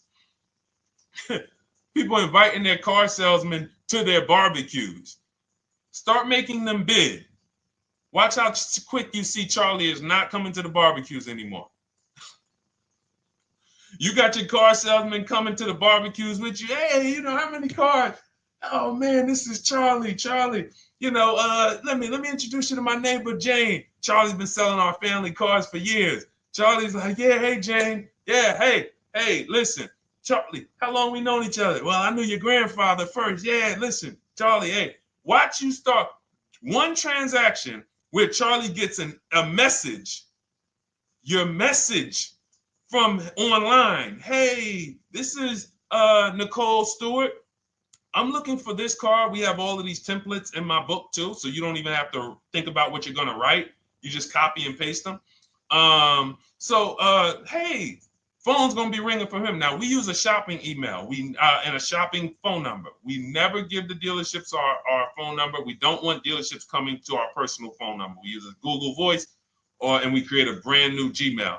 So you look and next thing you know, you're getting a phone call. Hey, Miss Stewart. Hey, Nicole. Calls you by your first name because, he knows your grandfather and everything. Hey, Nicole, I just got the email saying you wanted to get some, you were shopping online. Like, what? Come on. So when are you coming in? You come on in. No, actually, I decided I'm going to get a couple offers. I just want to make sure. Now Charlie has to compete. Now Charlie has to compete. And you're going to see that Charlie doesn't like to compete. He likes to make you think he gives you a great deal. And what you're going to see is Charlie's not going to win that battle all the time. Now, sometimes they'll go to bat and say, listen, I just got to do. But if he works for an 80% dealer, they're not going to let him go low enough to sell the car to you and win the bid. They're not going to let it happen. He can't do it. And then Charlie, that'll be the last barbecue that Charlie came to. Last barbecue. Oh, man. So, wait a minute. Molly, pull up Molly on Facebook's comment. Dolan, she just commented. We are live, y'all. This is our Monday, May 12th show. We do these shows from Monday through Thursday, 12 noon to about 1:30. So make sure you set your calendars and tell your friends and family, because they're out there shopping right now and they're getting their heads chopped off. I hope YouTube doesn't censor me for that, but they are. And if we were to look at their car deals compared to what our people are paying, you would be like, yo, they got. So pull up Molly's comment, please. Okay, there we go. After listening to you, okay, I got called in for another option of SUV I ordered, and boom, they had over $6,840 in options. Ceramic coating, tint, theft protection, yet they kept going down on the price but never removed it. I left. See, and this is, so there's two. One thing you did wise was to not take the deal. What I want you to get to is the point where people can no longer waste your time. When you get to a point, see, with all of you using the Cars from Home system in my digital book, it's impossible to have anyone waste your time. Because when they waste your time, they actually still feel like they won. I'm going to tell you why. We're going to sell this car to someone else, and you still need a car. So that's why that's a reason why who's heard wait till the end, this bad negotiating advice, wait till the end to tell them you have a trade. They know that they literally will do this whole negotiation. You've been in there for 3 hours, 4 hours. Now you spring your trade in on them, and they know, well, we don't have to give her what she wants. We don't have to give her $16,000. Yeah, offer her 14. Offer her 14. Because she's been in here negotiating back and forth. We already dropped our price a little bit. We still got profit we're making, but listen, let's try to make some of that back on the trade-in. All right, offer her 14. Now you've been in here and you're like, no, wait, I know I could get 16 for it. Listen, the car's worth 14. I mean, listen, if you could get 16, God bless. Now they're in a position of strength, because if you walk away, you still need a car. You've wasted hours of your time. And if you take the deal, they won. So it's like some people be like, man, because that's what they're thinking about. You know how many people say, Dad, all right, I know I feel like I could get 16, but do I really want to go through this all over again? All right, let's just do the deal. Lost. Didn't get the money for their trade-in, have no idea if they're getting a good price on the new car. They haven't gotten other offers. That's the car business. That's what 95% of people do. That's the car business. Leave thousands on the table. And now we can talk about the 3 pillars of great car deals, because that actually ties into what we're talking about here. Thank you, Nicole. Thank you. Helping out the community. Listen, I help everybody willing to listen. I have the benefit of actually teaching something that is so effective. I get hundreds of people that write me and send me deals and get results. So I have a real-time gauge on how we're doing. Real time. Versus somebody who sells stuff, but they don't really care about the result. So you'll buy stuff and you're like, whoa, this is not the result I thought I was going to get. All we do is hold ourselves accountable to the results. And as long as we keep getting these emails in, as long as we keep getting people writing us, taking pictures, sending stuff, we know people out here getting the same types of deals that I would be getting. And that's what I want. I don't want anyone taking a deal that I wouldn't take. As somebody who's done thousands of transactions with Mercedes and General Motors, leased 7 cars. I'm the one my friends call. They've been calling me for 7 years, 8 years. Deshone, all right, man, I need a car. I'm good. Listen, this is what I do. And the way that we give them peace of mind is the comparison offers. You only have peace of mind with comparative offers. There's nothing else. That's why you can buy spaghetti sauce, and that's why you can buy a TV on Amazon in 5 minutes, 10 minutes. Because you're going to go through, boom, okay, all right, let me check Walmart.com. All right, let me check this site. All right, let me check this site. All right, this one's the best. You spend $800, $400 in 15, 20 minutes. And not feel buyer's remorse because you've seen the options. Buyer's remorse comes from not seeing other options. It's that simple. All right, let's go. All right, Dolan, we got time for. All right, yeah, throw another one in, Dolan. Let's go. All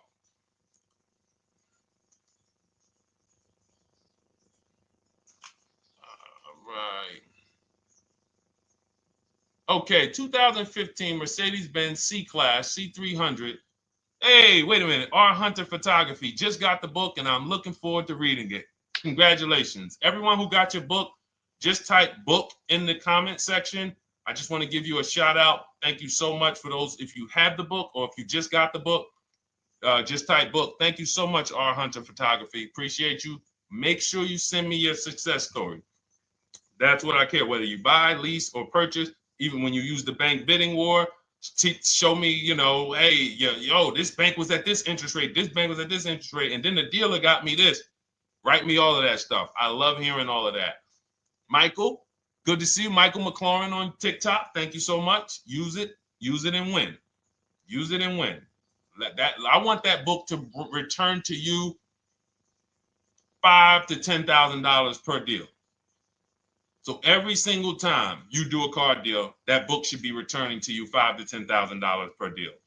All right, 2015 Mercedes C-Class, 85,000 miles. What are you thinking? See, there's nothing there.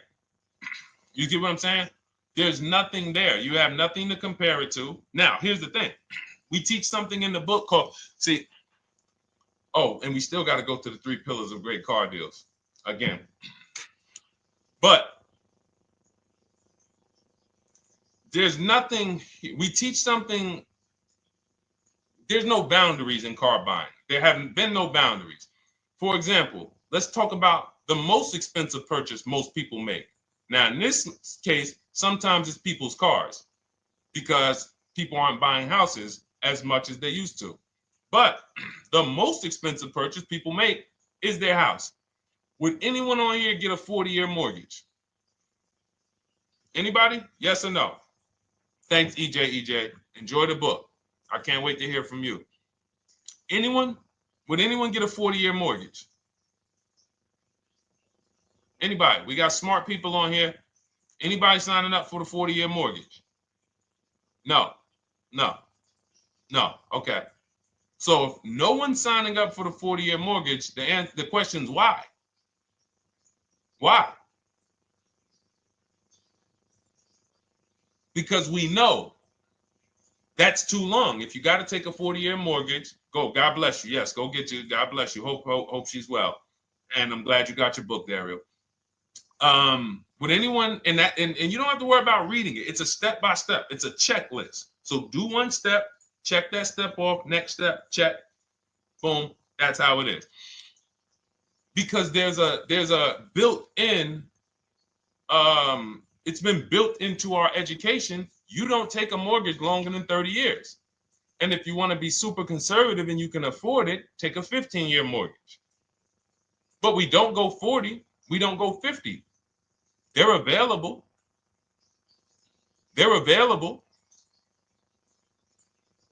That's the same thing with 8-year car loans, 7-year car loans. And when we look at, so we have something called the rule of 72, which is 6 years, and the 10th birthday. What this says is you should never take a loan longer than 6 years, 72 months, and you should have the car paid off by the 10th birthday. Now, why? Because when I was in Mercedes, people who would come out is two people who hate, this is actually the same person. They hate Mercedes. They hate BMW. Why? Because they had an older one, no warranty, and they could not afford the maintenance and the repairs on top of the money they were paying for it. They hate it. You ever hear people say, oh, never buy that, man. I had one of those. It was a money pit. It was a money pit because you bought one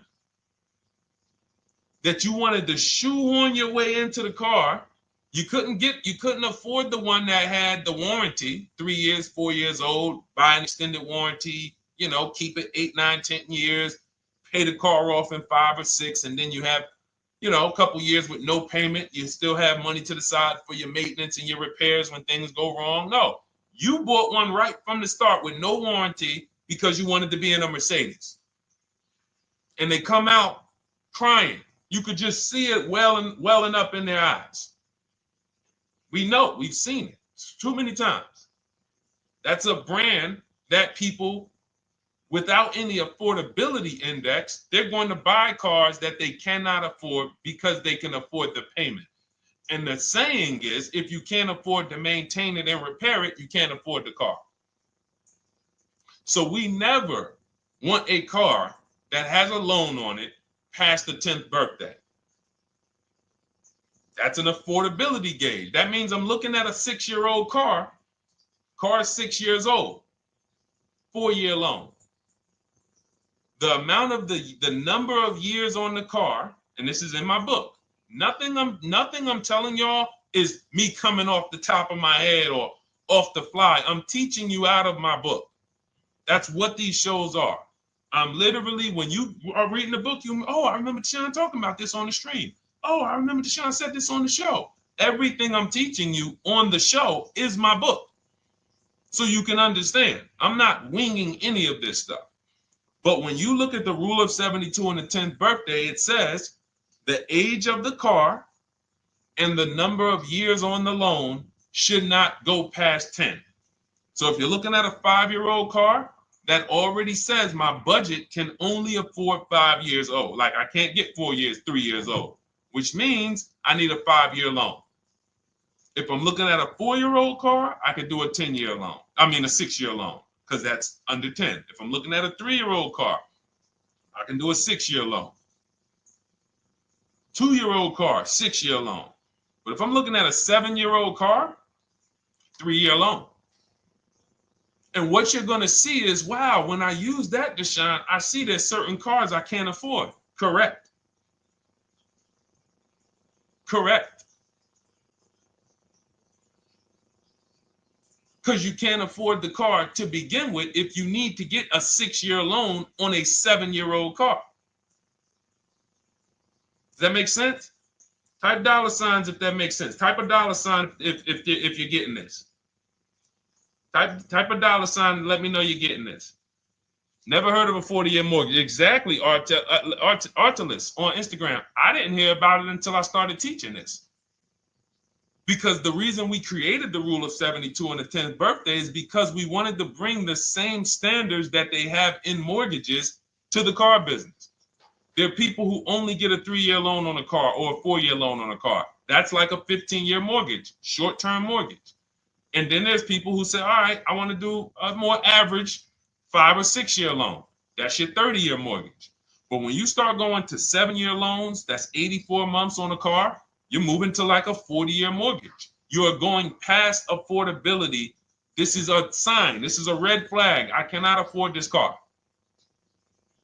I cannot afford this car. Let me look at less car. Let me look at what I can sacrifice. We talked about that earlier. Can I sacrifice size? You don't usually want to do that unless you're getting a car that's just big for no reason.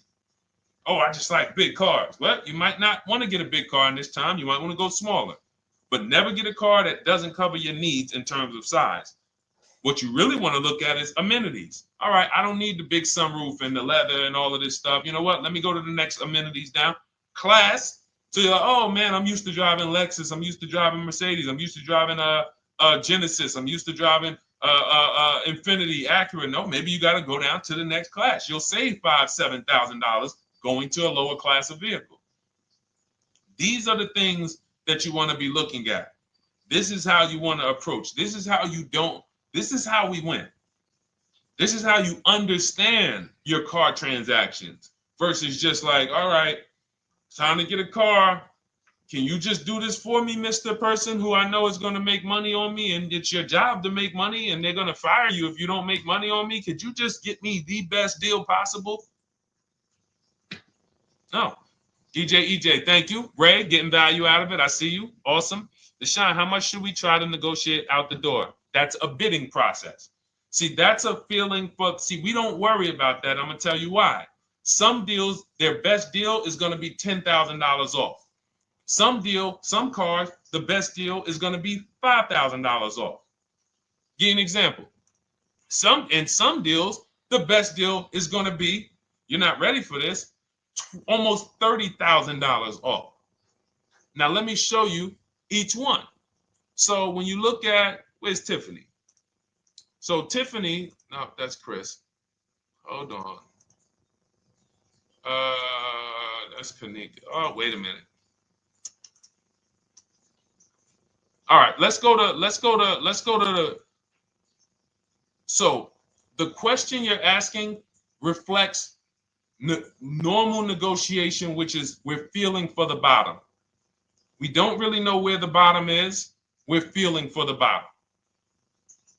And you're feeling for the bottom, it's a losing strategy because you don't know how deep, you don't know how low the bottom is. When you feel like in your gut, okay, I think this feels like the bottom, you take the deal. Losing strategy. Because the bottom is different for everyone. So you look at somebody like Sean. Sean gets 15, he bought an F-150 Lightning. He got, with the discount from the dealer and the hidden money, unadvertised rebates, over $20,000 off his F-150 Lightning. Over $20,000 off. Now, you look at somebody who, let's see if we can find Kimberly. Kimberly, when she got her Maserati, I love just keeping Kimberly up because she's like, you know, she got over $20,000 off her brand new Maserati when she got it, even though it was last year. But I want to look for a smaller deal. So I think I might have took Tiffany's down. Hold on. Because Tiffany got a Mazda. Hold on. I used the strategy in your book. Hold on. Tiffany got a Mazda, and when she got her bids, her best offer was $6,300 off. That was the best offer on that car. But she had other offers that were $3,000 off, $2,000 off, sticker price, over sticker. That was $63,000 off, $6,300 off. Then you look at somebody like Milligan. Milligan got the biggest discount I've ever seen in my life. She got a $79,000 car. She got her bids, and she got almost $30,000 off. It's $79,000. She paid $51,359. Brand new car. Brand new car. Brand new car. So do you see that if we're trying to feel for the bottom, let's say you think, all right, $3,000 off. I guess that's a good deal. You're getting beheaded. So we cannot feel for the bottom. That is buyer's remorse prone. That is how we have buyer's remorse. The only thing we do is we sit at home, we get bids. That's the name of the game. When you are getting bids, life changes. You now know, oh, this deal is taking off 8. This deal is taking off 2. This deal is taking off 8. This deal is taking off 10. This deal is taking off nothing. Oh, the $10,000 dealer wins the bid. You took off $10,000. That was the bottom. And again, we use the 25-to-5 strategy where I show you how to connect with 25 dealers in 20 minutes from home. You get your bids. You want to call around, do it by phone, call and get your bids by phone. We do this by email without talking. That is what's in my book. That's how we do it. So everything we talked about is in my new digital book. Cars from Home, 7 Steps to Saving Time, Money, and Avoiding Dealerships. Normally $97, part of our welcome offer. You get your copy for $24. That's 75% off. In my TikTok bio, click that link. My Instagram bio, click that link. Or YouTube comments in the Facebook comments, deshonsbook.com. 2 hours, get your $24 and let that continue to make money for you and keep money in your family. We didn't talk about. We didn't talk about selling leases and equity in leases. We didn't talk about the bank bidding wars. We didn't talk about, we did deep on leasing versus buying. We hit on a lot today. Now, for those of you who are like, Deshone, I'm just meeting you, I don't really trust you yet, then start with my free cheat sheets. Dolan will put a link for you. You can go to DeshonesCheatSheets.com, put a link in the comments, and just start with my free cheat sheets. We've given thousands of people have started with my free cheat sheets. That'll expose you to the Cars from Home world, because once you see the value, like, wow, this is what Deshone's giving us for free. What is in the book? The book is your step-by-step checklist, step-by-step blueprint. But if you're like, you know what, let me just get started with the cheat sheets, go grab the cheat sheets. Now, mark your calendars. We're here Monday through Thursday, 12 p.m. Eastern Time. Show usually lasts about 90 minutes. You can bring your questions. You might be watching this on a replay, because you'll see a lot of people ask the same question you would have asked. But mark your calendar so you don't miss a show. We'll be back, and then we'll run the whole replays all through the weekend for those who couldn't be here during the week. So I might start doing something for people who bring people. Write me some ideas, because what I really want is I want to come up with something, a way to reward people who share. That's why I wanted to give a free copy of my book to our nurse on TikTok. You know, like, I want to come up with something for people that bring people, that help me actually spread this message. DM me some ideas, and I'll watch that. I can't read all the DMs, but I will certainly start that DM with, you know, I have an idea, and then I'll know that's you. Because I want to come up with something specifically for the people who share. All right. I'll see y'all tomorrow. Thanks for watching. This has been our show. Congratulations to everybody that got the book. Make sure you send me your success stories. Email me when you get your cars. I want to hear all about it. All right. God bless you.